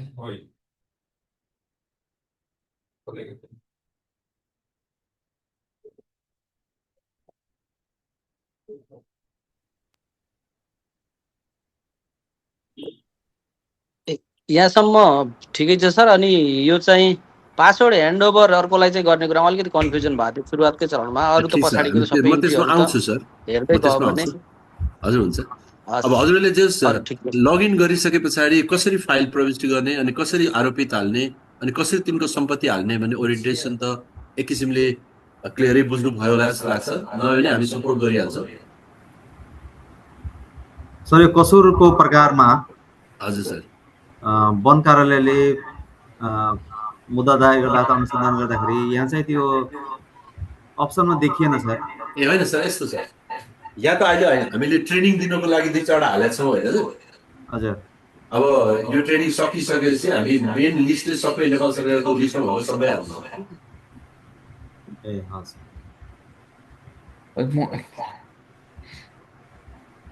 अब अर्को स्टेपमा जाऊ। सर नमस्ते। हजुर नमस्ते हजुर। यो हाम्रो अब यो सुरुमा अहिले इन्भेस्टिगेसन स्टार्ट भएदेखिको कुरो आयो सर। हाम्रो वन कार्यालयहरूमा चाहिँ यो विगत लामो समयदेखि चाहिँ फाइल भएका नभएका सवारी साधनहरू जफत गरेर राखिया छ, काठहरू छ, त्यससँग सम्बन्धित चाहिँ के छ सर यसको व्यवस्था? तिनीहरूलाई चाहिँ अदालततिर पठाइएको छ सर। अदालतमा पठाएर लिलामको लागि गर्दाखेरि आएन सर त्यसको अनुमति। त्यसपछि अब जस्तो छ त्यस्तै हालत छ कतिपय। सर हजुर एकचोटि भनौँ त हजुर, हामीसँग लामो समयदेखि हाम्रो कम्पाउन्डमा जफत गरेर बसेका सवारी साधनहरू छन्। कतिको त फाइल पनि भेटिन्न अहिले, 25औं वर्षभन्दा पुराना छन्। हजुर ट्र्याक्टरहरू अब गाडीहरू जुन काठ चाहिँ ओसार पसार गर्दा समातेका होलान्। हजुर सर, त्यसको व्यवस्थापनको विषयमा पनि होला नि सर यसको केही भन्ने खोजे। अब यो यस्तो छ सर, हजुरले भन्नुभएको ठिक हो। त्यो अब मुद्दाको फाइल अनि अरू त्यो नभइकन गर्न हजुरहरूलाई नि गाह्रो होला होइन। अब त्यसको चाहिँ अब फौजदारी कसुरकै हो भने अब त्यही मुद्दाहरू ट्र्याक भएर त्यही अनुसारको लिलाम गर्नु पर्ला। फेरि 25 सवारी साधन भयो भने स्क्र्यापमै जाने भयो भने पनि भेरिफाई गर्नु पर्ला। हजुर। अनि त्यो भएर अलिकति फाइल नहुँदा गाह्रो होला। अब त्यो चाहिँ अलिकति पोलिसी अब त्यो ऐन कानुनकै पाटोबाट नहेरिकन अलिक गाह्रो होला त्यो चाहिँ। त्यसको अब यसको पनि एउटा सिस्टममा यति जम्मा भयो भने राख्न मिल्ने यो अहिले पिसिएमआइएसमा यस्तो हो सर। यो चाहिँ यसको चाहिँ सरहरूले जस्तो मूल्याङ्कन गरिसकेपछि सर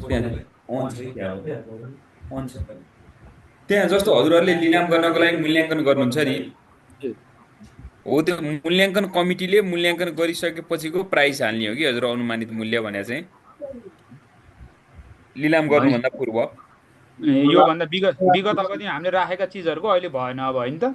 अब यस्तो भयो, यहाँ अहिले आउँछ जस्तो यसमा दुईटा छ। एउटा चाहिँ अब जस्तो विगतकोमा चाहिँ अब हजुरहरूले राखिराख्नु भएको यहाँ इन्ट्री गरिदिँदा त यो मुद्दासँग सम्बन्धित भन्दा त बेस्ट नै भइहाल्यो। विगतको पनि राखिदिनलाई सक्नुहुन्छ हजुरहरूले। अनि यो अनुसन्धान हामीले गर्छौँ हामी अब सर्टेन यो 1 वर्ष र 2 लाखसम्मको त हाम्रो निर्णय पनि गर्ने अस्ति राजपत्रमा आयो डिएफ साहबबाट होइन। निर्णय नै गर्ने, निर्णय अपलोड गर्ने पनि अप्सन रहेछ। अब हामीले अनुसन्धान गरेको अदालतमा गएको निर्णय चाहिँ अनि यही फाइलमा फरक भएर अदालतले निर्णय अपलोड हुन्छ अदालतबाट हो। यो चाहिँ कस्तो भन्नु होला भने जस्तो हजुरहरूले अनुसन्धान गर्नुहुन्छ, अनुसन्धान गरिसकेपछि अब हजुर वनबाट होइन सर। हजुर सर हो। कतिपय मुद्दाहरू हजुरहरूले नै टुङ्ग्याउनुहुन्छ, कतिपय चाहिँ अदालत फरवार्ड हुन्छ नि होइन त अभियोजन हुँदै। हजुर हजुर। त्यहाँबाट अदालत त्यो भइसकेपछि अभियोजनमा पनि जान्छ। यो सिस्टमबाटै अभियोजन जहाँ जानुपर्ने सपोज हजुर अहिले कहाँ सपोज रूपन्देही डिभिजन 1 हुनुहुन्छ भने डिभिजन 1बाट त्यहाँको सरकारी वकिलकोमा जाने भयो अथवा कहाँनिर अभियोजनमा जाने भयो। अनि अब मानव जिल्ला सरकारी वकिल कार्यालयमा फरवार्ड हुन्छ हजुरले अनुसन्धान गरिसकेपछि। अनि जिल्ला सरकारी वकिलको कार्यालयले हजुरहरूको जुन त्यो अनुसन्धान प्रतिवेदनको आधारमा थपघट गर्नुपर्ने के छ त्यो पनि उहाँहरूले गर्नुहुन्छ। त्यस आइसकेपछि त्यसमा के ठहर भएको त्यो पनि सिस्टममा अपलोड हुन्छ। एउटै सिस्टम युज हुने भयो, यही नै सिस्टम हो। अनि यसमा चाहिँ जस्तो हजुरहरूको पार्ट मात्रै हजुरहरूलाई दिएको छौँ कि अर्को पाटोमा जस्तो अदालतको पाटोमा हजुरहरूको पाटो देखिँदैन, उहाँहरूको पाटो अर्कै काम छ त्यो फरवार्ड चाहिँ हुँदै हुँदै जान्छ। तर यो सबै काम सबैको बिजनेस देखिँदैन कि। अब कतिपय जस्तो हामीले नै यो अन्तिम फैसला गर्नुपर्ने वाला छ भने चाहिँ अब हामीले सबै इङ्गेज हामी नै भयौँ। हो, हजुरहरू नै अदालत हुनुभयो, हजुरहरू नै अनुसन्धानकारी निकाय हुनुभयो। हो, त्यो अवस्थामा चाहिँ अभियोजन गर्ने पनि हजुरहरू हुनुभयो भने राय सरकारी वकिलको राय लिएर गर्ने होला होइन। हो सर हो। हो त्यो हुँदाखेरि त्यहीँनिर जोडेर एकैचोटि अदालतको पनि भूमिका हजुरहरूलाई दिँदाखेरि जहाँसम्म हजुरहरूको अधिकार छ त्यो अदालतको भूमिका नै पाउनुहुन्छ। अनि अदालतभन्दा अदालतमै पुग्नुपर्नेको केसमा हजुरहरूले केस फरवार्ड गरिदिनुहुन्छ, अदालतमै पुग्छ। अनि अन्तिममा अदालतमा ती ठहर हुन्छ, ठहर भइसकेपछि को जुन जफत अथवा अन्य हुन्छ त्यसको चाहिँ जानकारी यही सिस्टमबाटै अदालत अभियोजन हुँदै अनुसन्धानसम्म नै सबैलाई इन्फर्मेसन पनि आउँछ सर यसबाट। ए हुन्छ सर त्यो धन्यवाद। भनेकै सर यो पहिला सुरुमा हामीले प्रविष्ट गरिन्छ नि सर, अनुसन्धान फाइल प्रविष्ट, त्यही कुरालाई हजुर। टु बी कन्टिन्यू भएछ र वनकारले नवलपुरबाट सर डिभिजन वनकारले हजुर सर। त्यो अदालतमा गएर नि त्यो फेरि प्रविष्ट हुन्छ कि यो सिस्टमबाटै फरवार्ड हुन्छ सर? यो सिस्टमबाटै फरवार्ड हुँदै जान्छ सर। जस्तो हजुरले ले गरिदिनुपर्छ कि जस्तो जस्तो डिभिजन वन कार्यालयले एउटा फाइल यहाँ प्रविष्ट गर्छ होइन सर? हो हो सरले भने जस्तो सबै हामी प्रविष्ट गर्छौँ अनि हामी अदालतमा चाहिँ दायर गर्छौँ। हजुर। भनेपछि यो सिस्टममा चाहिँ हामीले दायर कहाँदेखि गर्नुहुन्छ गएर सरकारी चाहिँ वकिलकोमा जानु परेन होइन सर? होइन सर, सरकारी वकिलमा त निर्णय निकासको लागि गइन्छ सर। हजुर हजुर। अभियोजन चाहिँ हामी आफैले गर्छौँ। ओके हजुर हजुर। भनेपछि हामीले यो सिस्टमबाट चाहिँ कहाँबाट फरवार्ड गर्छौँ त सर? हजुर अन्तिममा हजुरहरूले यहाँ अहिले इन्ट्री गर्ने पाटो मात्रै सरले बताइराख्नु भएको छ। फाइल बनिसकेपछि यसरी फरवार्ड गर्ने भनेर शम्भु सरले अहिले बताउनुहुन्छ। हजुर आउँदैछ त्यो पाटोमा। बिचैमा हजुरहरूको केही छ कि भनेर बिचमा कन्फ्युजन छ भनेर मात्रै क्लियर गर्न खोजेको। हजुर सरहरू नमस्कार, सर म्याडमहरूलाई अहिले हजुरहरूलाई हाम्रो डेभलपर सर प्राविधिक सरबाट अनुसन्धानकारी निकायले प्रविष्टि गर्ने कुरा मात्रै भन्नुभयो। अब हजुरहरूको अब अगाडि अब अभियोजनको कुरा पनि आउँछ र अदालतसँग रिलेटेड पनि आउँछ। कहिले तपाईँ नै आफै अदालत त्यो हजुरहरूको वनको विषयमा अदालततिर जान्छ भन्ने बुझिरहेको छ हामीले। त्यही अनुसार हामीले बिजनेस बुझेर त्यस्तो फ्लो हुने बनाएका छौँ। अब अभियोजनको साइडमा लाग्दा हुन्छ त हजुर? केही छ यसमा कन्फ्युज?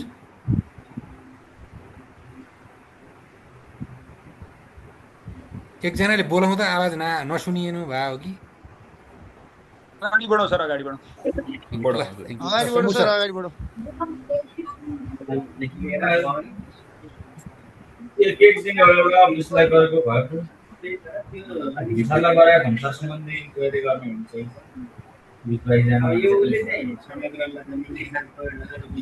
अब फेरि ब्याक आयो हजुर। अब मेरो स्क्रिन त देखिरहनु भएको छैन हजुर? क्या छैन सर? एकैछिन यता सुनौ हजुर। जस्तो हामीले अघिको के हेऱ्यौँ त भन्दा फाइल प्रविष्टि बनेकै छ, सही गर्न बाँकी छ। एउटा जुम मिटिङमा छु म।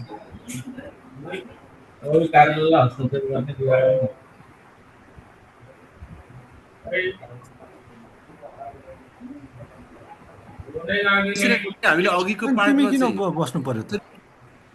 त्यो कागज त उसले पठाइहाल्छ नि।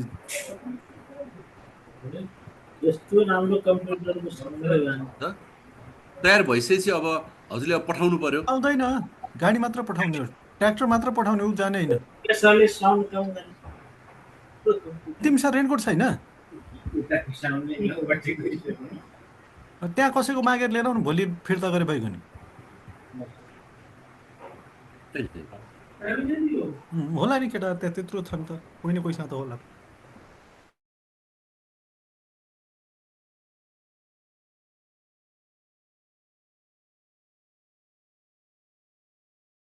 नयाँ अनुसन्धानको फाइल राखिसके पछाडि हामी फाइल प्रविष्टिले हाम्रो यो फाइलको लिस्ट देखाउने भयो।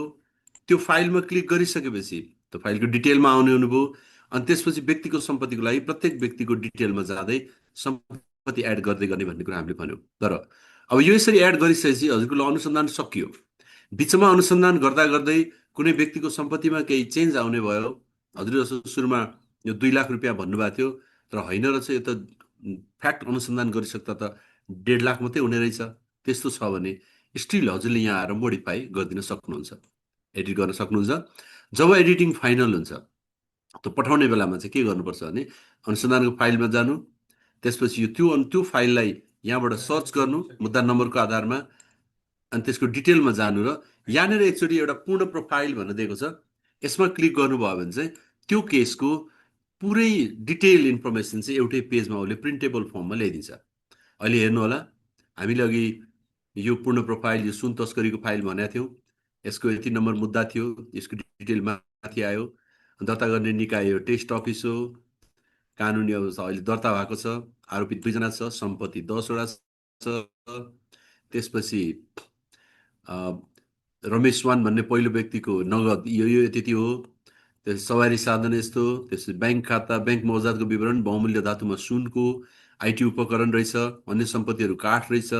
त्यसरी टेस्ट नेम भन्नेको हामीले कुनै सम्पत्ति विवरण इन्ट्री गरेको छैनौँ, गरेको यही आउँथ्यो। यो पुरैलाई हजुरले चाहिँ पिडिएफमा पब्लिस गरेर राख्न सक्ने हुनुभयो। एउटा एक्सेलमा यसैलाई पब्लिस गरेर एक्सेलमा हेर्न मिल्ने गरी राख्नु नै सकियो। एक्सेलमा पनि यो फाइल पब्लिस हुन्छ। र अब एकचोटि फेरि ब्याक जाउँ अघिकै ठाउँमा, पेजको डिटेलमा।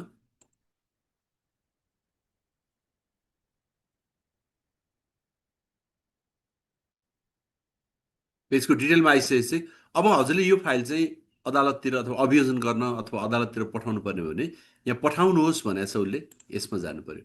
अब यहाँनिर हेर्नु है त, तपाईहरुले त मुद्दा दर्तामा पनि पठाउनुहुन्छ, अभियोजनमा पनि पठाउनुहुन्छ, अथवा अर्को अनुसन्धान निकायलाई चाहिँ ल यो पार्ट चाहिँ तपाईले अनुसन्धान गर्नुहोस् भनेर त्यो फाइल अर्कोलाई फरवर्ड गर्नुपर्ने नि हुनसक्छ।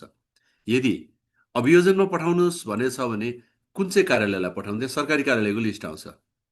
होइन मुद्दा दर्ता गर्ने हो भने यहाँ अदालतको लिस्ट आउँछ, कुन चाहिँ अदालतमा दर्ता गर्ने त मुद्दा। त्यसपछि अर्को अनुसन्धानको निकायमा पठाउने भन्नुहुन्छ भने यहाँ तपाईँको अनुसन्धान गर्ने निकायको नाम आउँछ। फर्दर अनुसन्धानको लागि कहाँ पठाउनु लाग्यो त, यो 3टा अप्सन ओपन छ। अब हामी अभियोजन गर्ने हो भने चाहिँ अभियोजन गर्ने अभियोजनकारी अफिसलाई पठाउनु पर्यो, सरकारी कार्यालयतिर, सरकारी अफिस वकिल कार्यालयतिर। अदालतमा मुद्दा दर्ता गर्ने मुद्दा दर्ता भन्नु, फलानु अदालत भन्नु, अनि त्यसपछि कैफियत लेखेर पठाउनुहोस्। पठाउनु भनेपछि उसले के गर्छ भन्दा तपाईँले सेन्ड त गर्नुभयो, तर उसले एउटा फाइनल कन्फर्मेसन माग्यो। तपाईँले पठाउनु अगाडि पुष्टि, तपाईँको मुद्दा नम्बर यो हो कि होइन, तपाईँले प्राप्त उच्च अदालत जनकपुरमा पठाउँदै हुनुहुन्छ, मुद्दा नम्बर यति हो, कुल सम्पत्ति यतिवटा छ, आरोपितहरू यी व्यक्ति हुन्, यसका यी सम्पत्ति छन्, यो सबै कुरो एकचोटि रिचेक गर्न दियो। स्टिल केही गल्ती भएको छ, हजुरको टाइपिङ मिस्टेकहरू छ भने पठाउनु अगाडि एकचोटि फेरि पनि एडिटिङ गर्न पाउनुभयो। यदि सबै कुरो ठिक छ भने हजुरले अब यहाँ पुष्टि गरी पठाउनुहोस्मा क्लिक गर्छ। उसले के दिन्छ, यदि यही नै फिर्ता गर्ने निर्णय गर्नुपर्ने छ भने यही उसमै क्लिक गरेर चाहिँ हजुरले अघि हामीले जुन पेन्डिङ छोडेको छ यो चाहिँ फिर्ता गरियो भनेर भन्न सक्नुहुन्छ। त्यसपछि अभियोजन गर्ने निकायमा चाहिँ फिर्ता भइसकेको भन्ने स्ट्याटस जान्छ। र सबै कुरो ठिक छ भने चाहिँ अब पुष्टि गरी पठाउनुहोस् भने चाहिँ अब त्यो कार्यालयमा हजुरको डाटा गयो। अब अनुसन्धान फाइलमा जानुभयो भने एउटा मात्रै बाँकी रह्यो हजुरको। तर अब आफूले पठाएको कहाँ गयो त भनेर हेर्नु पर्यो नि त। त्यस्तो हुँदा चाहिँ अनुसन्धानबाट पठाएकोमा जानुभयो भने चाहिँ यो इमेलको आउटबक्स जस्तो सेन्ट आइटम्स भन्छ नि, त्यो सेन्ट आइटम्स हो। यो अनुसन्धानबाट पठाएको हेर्न साथै हजुरको अहिलेसम्म यो कार्यालयले कति पठायो सबै लिस्ट आउँछ। र अहिले भर्खरै हामीले गरेको यो लास्टमा सुन तस्करीवाला जुन केस थियो, यो लास्टमा आइरहेछ हेर्नु होला, यो चाहिँ अहिले भर्खरै हामीले पठाएको। यसको डिटेलमा गएर हेर्नुभयो भने चाहिँ तपाईँले यो हेर्न मात्रै पाउनुभयो। यसमा अब एडिटिङ दिँदैन। अब मुद्दाको डिटेल यो हो, हामीले टाइप गरेको डेटा यो हो, प्रतिवादी 2 जना, अहिले निर्णय यसमा केही पनि भएको छैन। प्रगति हेर्नुहुन्छ नि, टेस्ट अफिसले उच्च अदालत जनकपुरमा पठायो, यो कैफियतसहित पठायो भनेर दियो, हिस्ट्री यसरी ट्रेस हुन्छ। अब अदालतले यसमा केही कुरो चेन्ज ल्याउँछ भने चाहिँ यहाँ गएर त्यो चेन्जको हिस्ट्री देखिन्छ। यो हजुरले पछि फलोअप गर्न अनि प्रतिवादीमा जानुभयो भने पर प्रतिवादी डिटेलमा जान साथै हजुरको त्यो प्रतिवादीका सम्पत्तिहरू मैले के चाहिँ गरेका थिएँ यो सबैको डिटेल यसरी हेर्न पाइन्छ। यो अनुसन्धानबाट पठाएको भनेको चाहिँ हजुरले मुद्दा दायर गर्न अथवा अभियोजनलाई अर्को निकायमा पठाइसक्नु भएको फाइलहरू यहाँबाट हेर्न सक्नुहुन्छ। त्यहाँ पनि त्यो पर्टिकुलर अफिसले के चेन्ज गर्यो भन्ने कुरा पनि हरेक चिजलाई हजुरले यहाँबाट ट्रेस गर्न सक्नुहुन्छ। यहाँ कुनै ट्रेस भइसकेको छ भने म देखाउँछु। यहाँ कुनैमा हेरौँ छ होला, यतातिर छ कि यो प्रोग्रेस, यसले चाहिँ यो कार्यालयमा पठाएको रहेछ। यसरी हरेक चिज हजुरले आफूले गरिसकेको कामहरू ट्रेस गर्ने यहाँबाट आउने, नयाँ आफूले काम गर्नको लागि चाहिँ यहाँ आएर दर्ता गर्ने। ओभरअल प्रोसेस यो हो। अब रिपोर्टहरू चाहिएमा चाहिँ सम्पत्ति विवरण भनेर प्रतिवेदन राख्दैछ। हजुरले यहाँबाट के पनि प्यारामिटर नछानी प्रतिवेदन निकाल्नुहोस् भन्यो भने अहिलेसम्म हजुरको कार्यालयले गरेको प्रगति सबै देखाइन्छ। यसरी हामीले कति सम्पत्तिहरू चाहिँ अहिलेसम्म चाहिँ रोका नियन्त्रण राख्यौँ त, त्यसको डिटेल, नगद कति, सवारी साधन कति, जग्गा कति, यो सबै डिटेल हजुरको यसरी उपलब्ध हुन्छ। यही डेटा नै हाम्रो एक्सेलमा लगेर एक्सपोर्ट गर्न सकिन्छ। एक्सेलमा आउँछ त्यो फाइल। यो रूपले रिपोर्ट यहाँबाट हेर्नु। यहाँ गरेर पनि हजुरलाई चाहिँ के चाहियो त भन्दा मलाई एउटा खास कसुरको ठगीको मात्रै चाहियो भने, तस्करीको मात्रै चाहियो भन्नुहुन्छ अरे प्रतिवेदन जानु, तस्करीको मात्रै देखाउँछ, अरू पार्टलाई हटाइदिन्छ। त्यसरी यो फिल्टर चलाएर चाहिँ आफूले चाहे जस्तो रिपोर्ट हेर्न सक्नु, त्यसलाई चाहिँ प्रिन्ट गर्ने, त्यसलाई एक्सेलमा पठाउने, यो काम गर्न सक्नुभयो। नयाँ फाइल प्रविष्टि यहाँबाट गएर नयाँ फाइल जेनेरेट गर्नुहुन्छ, डेटा भर्नुहुन्छ, अनि सेन्ड गरिसकेपछि अनुसन्धानमा पठाएकोमा गएर आफूले पठाएको फाइलहरूको स्ट्याटस ट्रेस गर्न सक्नुहुन्छ। ओभरअल एउटा अनुसन्धानकारी निकायको लागि चाहिँ यति विवरण छ। तर यहाँ एउटा फर्दर कुरो के आयो भने अहिले वनको केसलाई लिने भने भर्खर सरहरूले भन्नुभएको वनले चाहिँ कहिलेकाहीँ निर्णय पनि आफै गर्ने, भन्छ अदालतको रोल पनि वनले पाउने हो भने चाहिँ अहिले त हामीले वनलाई त अनुसन्धानकारी निकाय मात्रै भन्ने मानेको थियौँ। अब उसले चाहिँ वनले अभियोजन पनि गर्छ, मुद्दा फैसला पनि आफै गर्छ भने चाहिँ हामीले अब एडमिन प्यानलमा देखाएँ म। अहिले यहाँ हेर्नु त यो टेस्ट भन्ने निकाय जुन मैले अघि राखेको थिएँ, यो चाहिँ इन्भेस्टिगेसन गर्ने निकाय रहेछ। अब यो निकायलाई त मैले अभियोजन र मुद्दाको पनि, मुद्दा फैसलाको पनि इन्ट्री गर्ने राइट दिनु पऱ्यो नि त। त्यस्तो हो भने चाहिँ यो चेन्ज गरिदिने काम चाहिँ यहाँको सुपर एडमिनले गर्न मिल्छ। अब म अहिले सुपर एडमिनबाट लगइन भएको छु। अहिलेको स्क्रिनमा यहाँ टपमा देख्न सक्नुहुन्छ, अहिले विभागको सुपर एडमिनको रूपमा म लगइन भएको छु। अब यो पर्टिकुलर युजरलाई म एडिट गर्छु र यहाँ इन्भेस्टिगेसनको मात्रै राइट दिएको छ। अब म कोर्टको पनि राइट दिन्छु, त्यसपछि प्रोसिक्युसनको पनि राइट दिन्छु। यो दुईटा राइट मैले दिन साथै अब स्क्रिन चलेन। हो यो त गडबड भयो त। Stop recording. यस अब भयो होला। हस् अब हेर्नु है त, अहिले सेयर भयो आयो। अब अहिले म एडमिनमा छु। एडमिनमा मैले अघि चाहिँ मेरो यो जुन युजरबाट हजुरलाई लगइन गरेर देखाएको थिएँ, यो युजर चाहिँ अहिले के छ त, इन्भेस्टिगेसन, कोर्ट र प्रोसिक्युसन तिनटाको राइट पाएको थियो। अघि इन्भेस्टिगेसनको मात्रै राइट पाएको थियो। त्यसैले अघिको केसमा हजुरले अनुसन्धानको मात्रै डेटा हाल्न पाउनुभएको थियो। तर अब एकचोटि लगआउट गरौँ। अब यता गएर एडमिनले चाहिँ यहाँ एडिट गरेर यो पर्टिकुलर अफिसलाई कोर्ट र प्रोसिक्युसनको पनि जिम्मा दिइसक्यो। यो दिन साथै अब हाम्रो अहिलेको युजर जुन मैले टेस्ट युजर हजुरलाई देखाएको थिएँ, त्यसमा म एकचोटि लगआउट गर्छु, फेरि एकचोटि लगइन गरौँ। यो अफिसबाट म लगइन गर्छु। पासवर्ड के रहेको थियो हजुर, यो टेस्ट23 राखेको थियो।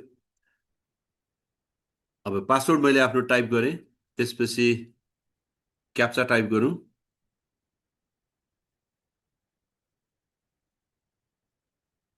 ल अब लगइन गरिसकेपछि, सरी क्याप्चा गलत छ, D9HBB।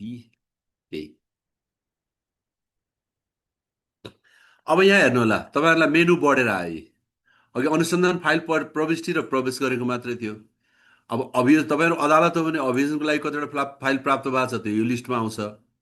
अनि हजुरलाई अदालतमा प्राप्त फाइल यो लिस्टमा आउँछ।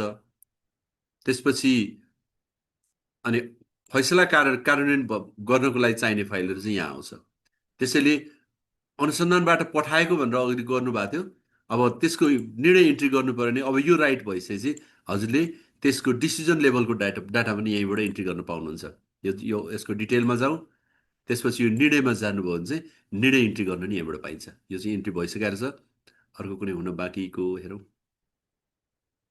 यसमा छैन। यसमा त अहिले नयाँ फाइल बनाउनु पर्यो अनि मात्रै हुन्छ।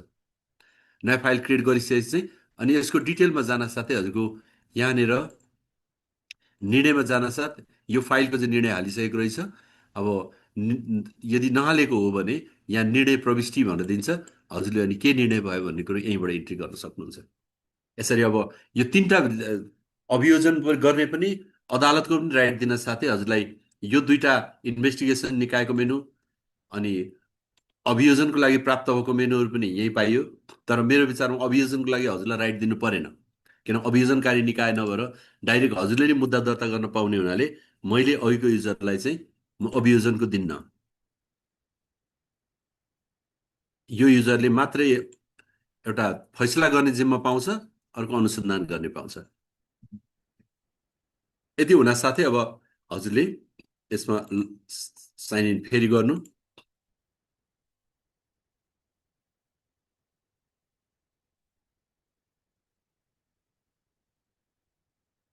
यो सबै एडमिन युजरले कन्ट्रोल गरिदिन्छ।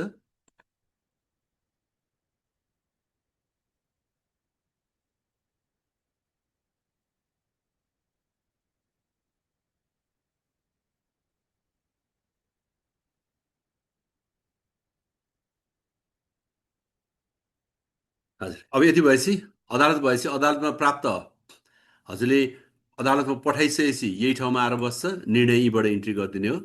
अनि त्यसपछि अदालतले निर्णय हालिसकेपछि अनि फैसला कार्यान्वयन गर्न अगाडि बढ्ने मेनुमा जान्छ, यो रूपले आउँछ।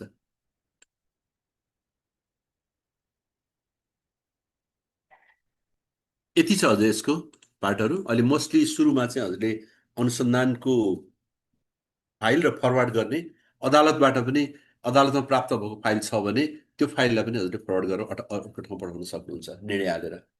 यति छ अहिलेलाई। अब बाँकी हजुरको केही क्वेसन छ भने गरौँ, छलफल गरौँ। नभए सरलाई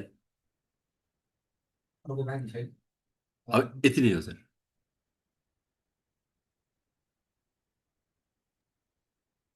सर हजुर नमस्कार, म सरलाई भन्सार कार्यालयबाट। नमस्कार हजुर। यो भन्सार कार्यालय चाहिँ कस्तो छ भनेदेखि सर, यो प्रहरीले प्रतिवेदन बुझाउँछ भन्सार कार्यालयलाई। यो प्रतिवेदनको आधारमा मुद्दा दर्ता गर्ने नगर्ने निर्णय गरिन्छ। अभियोजन पनि भन्सार कार्यालयले नै गर्छ र फैसला पनि भन्सार कार्यालय नै गर्छ। यस्तो अवस्थामा भन्सार कार्यालयले के गर्नुपर्ने, उसलाई एक्सेस के हुन्छ?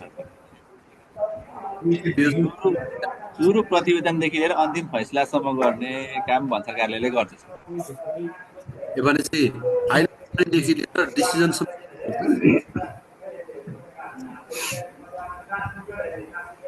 आफै गर्नु हुँदा चाहिँ हजुरको जुन यो अनुसन्धानको फाइल उठाउनु भएको त्यो डिटेलमा गएर यो निर्णयको इन्ट्रीको राइट पनि हजुरलाई नै हुन्छ। यो फाइलमा चाहिँ निर्णय प्रविष्टि भन्ने के हुन्छ? अब सबभन्दा पहिले प्रहरीले प्रतिवेदन बनाउँछ चोरी पैठारी अथवा चोरी निकासीमा। उसले त्यहाँबाट बरामद गरेका सामानका डिटेल्सहरू, मोटरसाइकलका अथवा त्यसको डिटेल्स उसले प्रविष्ट गरेर हामीले ट्रान्सफर गर्छ कि हामीले नै गर्नुपर्ने हुन्छ? अनुसन्धान चाहिँ अदालत हो त्यो केसमा प्रहरीले अनुसन्धान गर्छ अनि प्रहरीले फाइल उठाएर फरवार्ड गर्छ। प्रहरीले प्रतिवेदन मात्रै बनाएर बुझाउँछ, अनुसन्धान गर्दैन। अनुसन्धान अधिकारी मुद्दामा अथवा यहाँ भन्छ त्यो हो भने त हजुरले अनुसन्धान फाइलमै गरेर नयाँ फाइलै क्रिएट गर्नुपर्छ। हजुर सन्चै हुनुहुन्छ। नयाँ फाइल हजुरले क्रिएट गरिदिनुहोस्। हजुरको कति बल्दैन? प्रहरीले अनुसन्धान गरेर हजुरलाई चाहिँ हजुर कहाँ अभियोजनको लागि अथवा डिसिजनको लागि पठाउने हो भने चाहिँ अदालतको रोल पनि हजुरलाई दिनु पर्यो। त्यो बेला अदालतमा प्राप्त फाइलमा आउँछ हजुरलाई प्रहरीले पठाएको फाइलहरू। हजुरले अनुसन्धानकारी निकायको रूपमा इन्ट्री गर्ने हुँदाखेरि चाहिँ अनुसन्धान फाइल प्रविष्टिबाटै गएर यसैबाट हाल्ने अनि यही फाइललाई चाहिँ अर्को निकायमा फरवार्ड गर्ने हो हजुरले यो डिटेल हालिसके यसरी। र अदालतमा हजुरले पठाउनुहुन्छ भने पनि पठाउनुहोस् मा जान साथै यो अभियोजनको लागि सरकारी वकिलमा पठाउने हो भने अभियोजन भन्नु, सरकारी वकिल कार्यालयमा पठाउनु। अदालतमै मुद्दा दर्ता गर्ने हो भने मुद्दा दर्तामा जानु, फलानु अदालतमा पठाइदिनु। त्यो पनि होइन, हजुर आफैले निर्णय दिने हो भने चाहिँ हजुरले त्यो फाइलमाथि त्यो फाइलको डिटेलमा गएर यो निर्णयमा गएर चाहिँ निर्णय प्रविष्टि गर्नुपर्छ। यो चाहिँ निर्णय प्रविष्टि भइसकेर क्लोज भएको फाइल हो, तर फरवार्ड गर्न बाँकी फाइल हो। पहिला निर्णय इन्ट्री गरेर अनि त्यसपछि कहाँ पठाउनु पर्ने हो त्यो ठाउँमा चाहिँ हजुरले पठाइदिन सक्नुहुन्छ। यो 3टा स्टेप हुन्छ हजुरको केसमा। त्यसो भए यसलाई राइट चाहिँ हामीले भन्सारलाई 2टा राइट दिनु पर्यो, एउटा अनुसन्धानको अर्को कोर्टको पनि राइट दिनु पर्यो, यदि अभियोजनको पनि दिनु पर्यो हजुर। त्यो चाहिँ अहिले हामीले भन्सारलाई अनुसन्धान भन्ने मानेर अनुसन्धानको राइट दियौँ, तर हजुरहरूलाई त्यसले मात्रै पुग्ने रहन्छ। अरू केही छ हजुर? ए अब चाहिँ खोल्दा हुन्छ हजुर।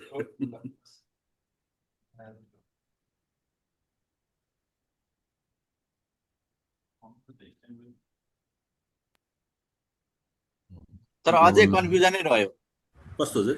कसो भनेदेखि हुन्छ के छ भनेदेखि सुरुमा प्रहरीले सामान बरामद गरेको प्रतिवेदन मात्र ल्याउँछ, अनुसन्धान गरेको अभियोजनहरू केही ल्याउँदैन। गर्दै गर्दैन, उसले खालि प्रतिवेदन मात्र दिन्छ, अभियोगमा यसो गरेर पक्रेर लिएर आयो, आवश्यक कारबाही गर्नु भनेर। हाम्रो हेलो सर, यो मेची भन्सार कार्यालयबाट म एउटा कुरा राखेँ सर।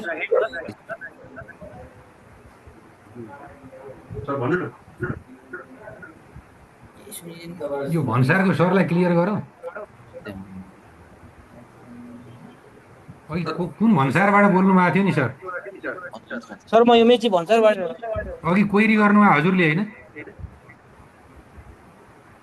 सर यो मैले मेची के अघि सोध्नुभएको हजुरले हो, मेची भन्सारको सरले?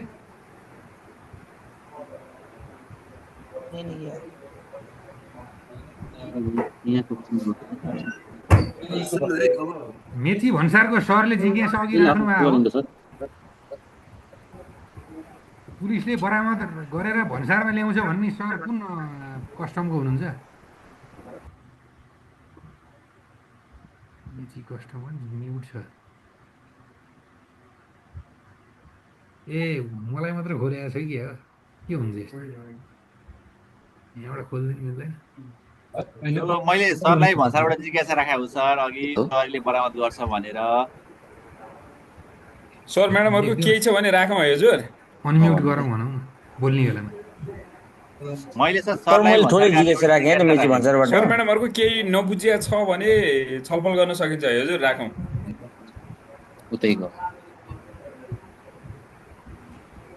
सबैको अनम्युट भयो जस्तो देखिन्छ। सर म यिनीहरू आफै कन्फ्युज सर टिएफओ 12 बाट सबैको आयो अनुसन्धान फाइल हामी एकदम स्पष्ट बुझ्नु भयो जस्तो यसको माने अब।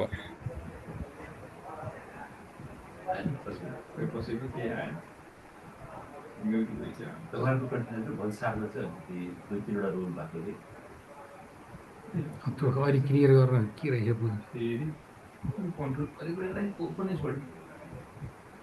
हाम्रो मेरो त अनम्युट छ, ओपन छोड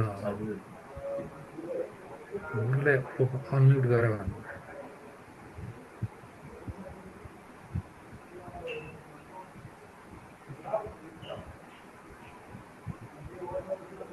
बोल्दाखेरि त्यो म्युट भए पनि बोलेको थाहा पाइन्छ होइन? मिलिक मिलिक गर्छ कि गर्दैन? हेलो कता हुनुहुन्छ दाइ? सुभाष सर हजुर होइन अरू पनि भन न, अरू सबैको सबैलाई अनम्युट मेरो अनम्युट छ होइन? उसले भने कि धनालाई लेखेको कि हेलो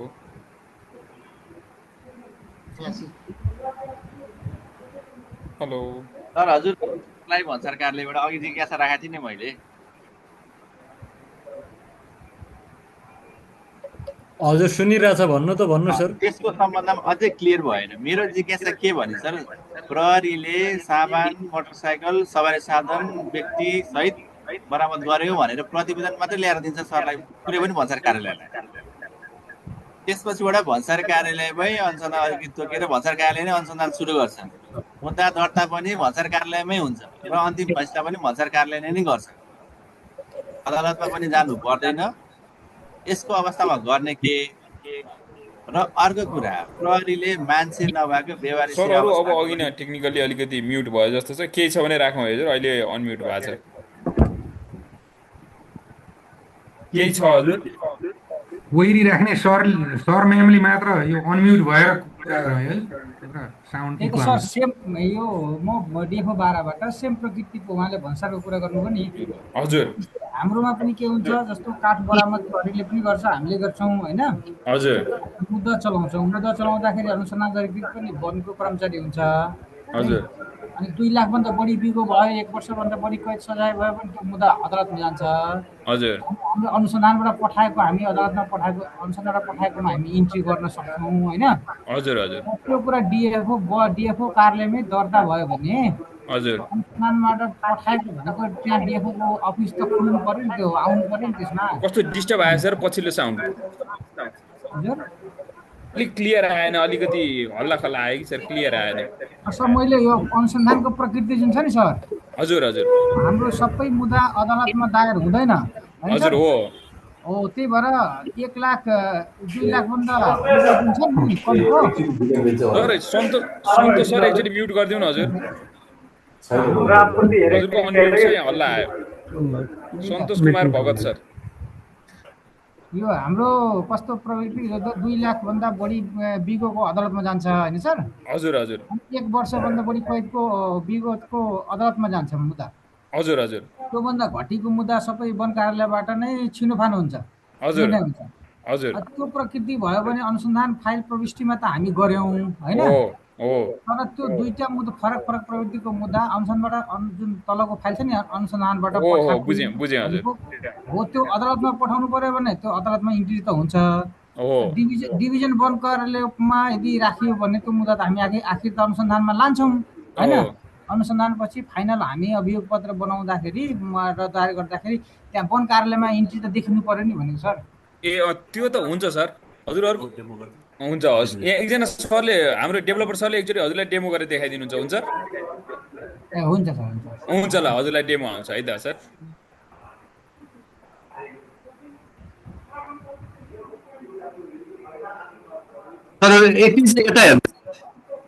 अब 2 सालको सिचुएसन भयो।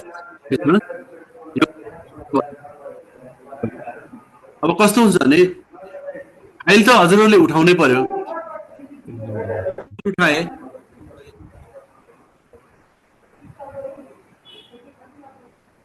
एकदम टाइप फास्ट डिपाते गरे। त्यसपछि फाइलको डिटेलमा गएर मैले एउटा आरोपित थप्छु। हजुरलाई मैले जस्ट सर्ट एकदम फास्ट डेमो गर्नु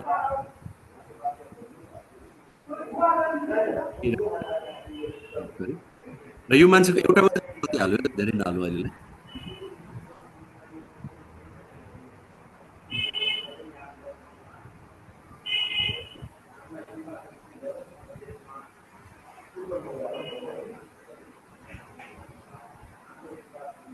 अहिलेलाई यो एउटा फाइल छ हाम्रो।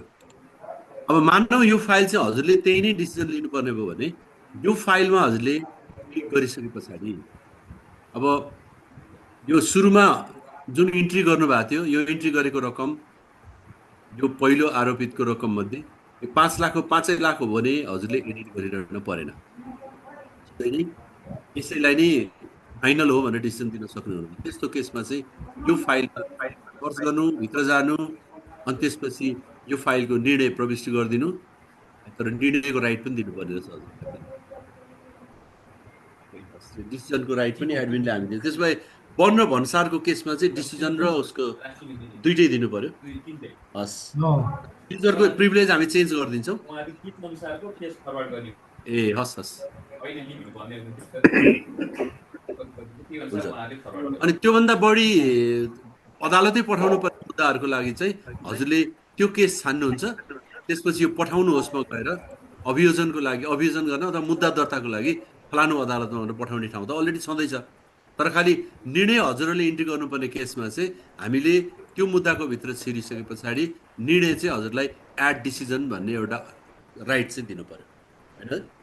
सर एक्सक्युज मी, जुन पठाउनुहोस् जुनमा छ नि त्यो अदालतमा मात्रै हो कि जस्तो हामीले अनुसन्धान अधिकृतले आफ्नै कार्यालयमा जस्तो आउँदैन त्यसमा डिभिजन वन कार्यालयहरू? अहिले एउटा अफिसलाई एउटा युजर दिएको छ होइन सर, फाइनल भएपछि मात्रै हालिदिनु होला। त्यस्तो अफिसभित्र घुम्ने चाहिँ नहाल्दा हुन्छ। जब निर्णय हुन्छ त्यसपछि क्याप्चर हालिदिनु, निर्णय इन्ट्री एक ठाउँबाट गरिदिनु होला। हजुरको अफिसभित्रको च्यानल चाहिँ यसमा समावेश छ।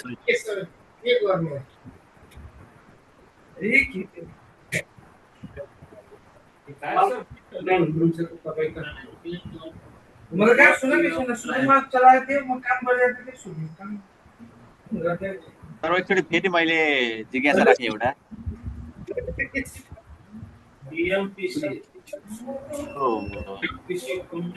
एउटा जिज्ञासा अझै छ सर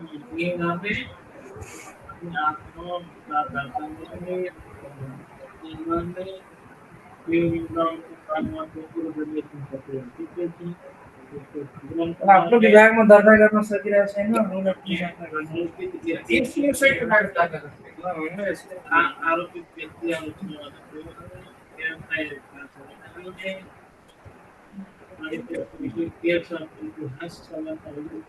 हाम्रोमा त त्यही छ त दुई ठाउँमा कसले हाम्रो पनि त्यही हो योजना भएको राय निकासको लागि चाहिँ सरकारी वकिल कार्यालय पठाउँदाखेरि त्यसको चाहिँ यहाँबाट पठाउन मिल्छ कि मिल्दैन सर?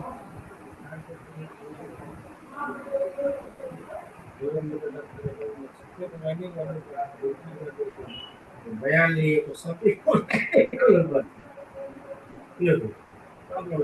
अब यसो गरेर बयानले पेसी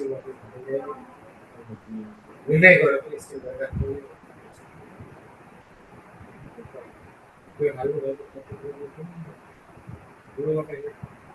सर म्याम प्रभुहरूलाई अनुरोध छ त्यता बाहिर साउन्ड आइरहेको छ हजुरहरूले बोल्ने बेलामा अनम्युट गऱ्यौँ अडियो अन्यथा म्युट गर्नु पर्ला हजुरहरूको पनि क्लोजिङ छ क्यारे अलि चाँडो गरौँ नभए त्यसको लागि एउटा यो भर्चुअल कार्यालयको अझै एउटा जिज्ञासा रह्यो मसँग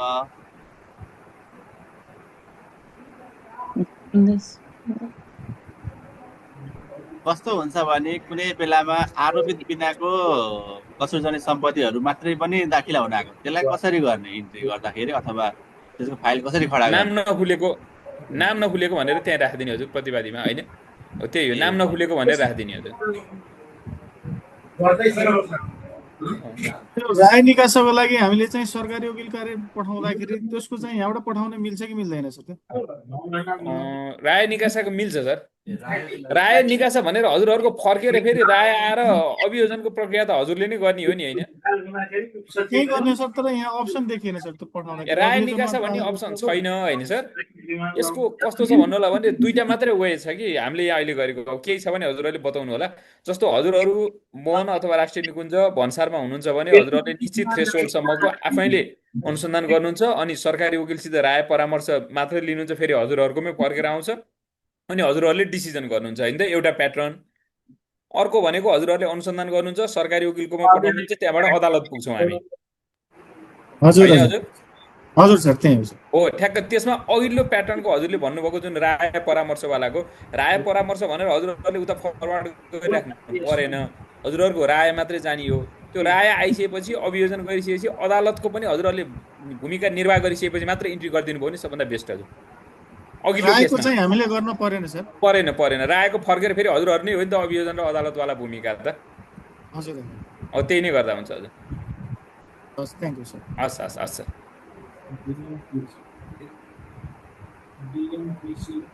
अरू केही छ हजुर सर म्याडमहरूको केही छ भने भनौँ हजुर नभएदेखि हामी अब इन्डिङतिर पुग्यौँ है हजुर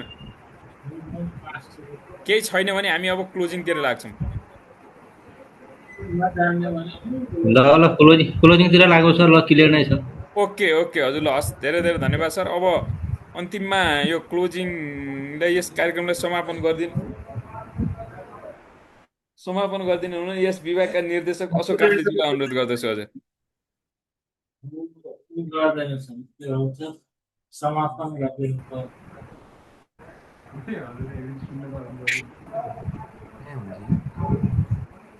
provide decision intuitive function.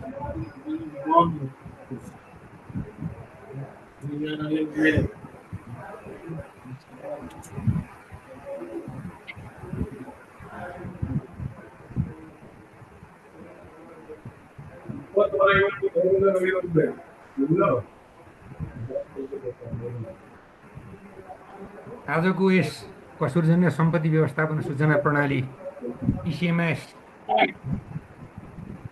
यो सफ्टवेयरको यो सामान्य तालिम अथवा ओरिएन्टेसन प्रोग्राममा सहभागी हुनुभएका भन्सारसँग रिलेटेड, वनसँग रिलेटेड, राष्ट्रिय निकुञ्ज तथा आरक्षण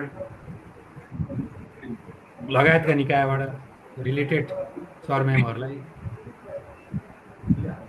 यहाँहरूलाई पुनः नमस्कार। यहाँहरूले सुरुदेखि नै हाम्रो यो ट्रेनिङ चाहिँ विभिन्न निकायहरूलाई, यो अनुसन्धानकारी निकाय, अभियोजनकारी निकाय र अदालत अथवा न्यायिक अथवा अर्धन्यायिक निकाय समेतलाई गरेर हामी आज चौथो दिनको भर्चुअल मिटिङमा छौँ। भ्यालीभित्र चाहिँ फिजिकल रूपमा हामीले समापन गरिसकेका छौँ। यहाँहरूलाई त्यो निवेदन गर्दै यहाँहरूले जुन सुरुदेखि नै बडो चासोका साथ यो कसुरजन्य सम्पत्तिलाई व्यवस्थापन गर्ने क्रममा यो सूचना प्रणालीमा यो विवरण प्रविष्टि गर्ने कार्यमा जुन चासो देखाउनु भएको छ, यो नै ठुलो हाम्रो लागि बहुमूल्य सम्पत्ति ठानेका छौँ हामीले। यहाँहरूको चासो राखिदिनु भइसकेपछि यो जब यो पिसिएमएस सफ्टवेयर अब केही दिनमा हामी लन्च गराउँछौँ आधिकारिक रूपमा, यहाँहरूलाई पनि यहाँहरूको तालुक निकायबाट सर्कुलर आउने नै छ। यसको लागि सक्रिय रूपमा यहाँहरूले जुन आज सहभागिता जनाइदिनु भयो र विभिन्न खाले क्वेरी राखेर यो सफ्टवेयरको थप परिमार्जन गर्ने समेत आज एउटा अप्सन पायौँ। किनभने यो 2-3टा रोल एउटै निकायले पनि गर्ने भएको हुनाले केही कुराहरू इन्ट्री गर्न यहाँहरूले नपाउने कुराहरू अब हामीले आज भरे नै यो डेभलपरबाट त्यो केही यहाँहरूले दिनुभएको जुन क्वेरीलाई हामीले त्यो सफ्टवेयरमा अपग्रेड गर्ने नै छौँ। त्यही अनुसार नै यो अपग्रेड हुँदै यो सफ्टवेयर आगामी दिनमा अगाडि बढ्ने नै छ। यहाँहरूलाई यति भन्दै मैले यहाँहरूलाई अब यो असारको अन्तिमतिर पनि यहाँहरूले जुन क्लोजिङ टाइम पनि छ, यहाँहरूको पनि आर्थिक वर्षको यो जुन महालेखा र कोलिनिकाले दिएको डेडलाइन पनि हामीले गरे हुनाले जुन हामीलाई समय उपलब्ध गराउनु भयो र यस कार्यमा यो जुन एकीकृत कसुरजन्य सम्पत्ति तथा साधनलाई एकीकृत विवरण राख्ने विषयमा यहाँहरूले पनि सहजीकरण गर्ने भन्ने कुरा यो यहाँको चासोले पनि अगाडि हामीलाई दर्शाइसकेको हुनाले यहाँहरूलाई जुन सहभागिता दिनुभयो त्यसको लागि मुरी यो कसुरजन्य सम्पत्ति व्यवस्थापन विभागको तर्फबाट धन्यवाद ज्ञापन गर्दै आजको यस कार्यक्रम यहीँ अन्त्य भएको घोषणा गर्दछु। सम्पूर्ण सरम्यामहरूलाई हार्दिक नमस्कार, धन्यवाद। उहाँ जेडिसएलमै हुनुहुन्छ अहिले, उहाँ नै हो। नमस्कार, धन्यवाद।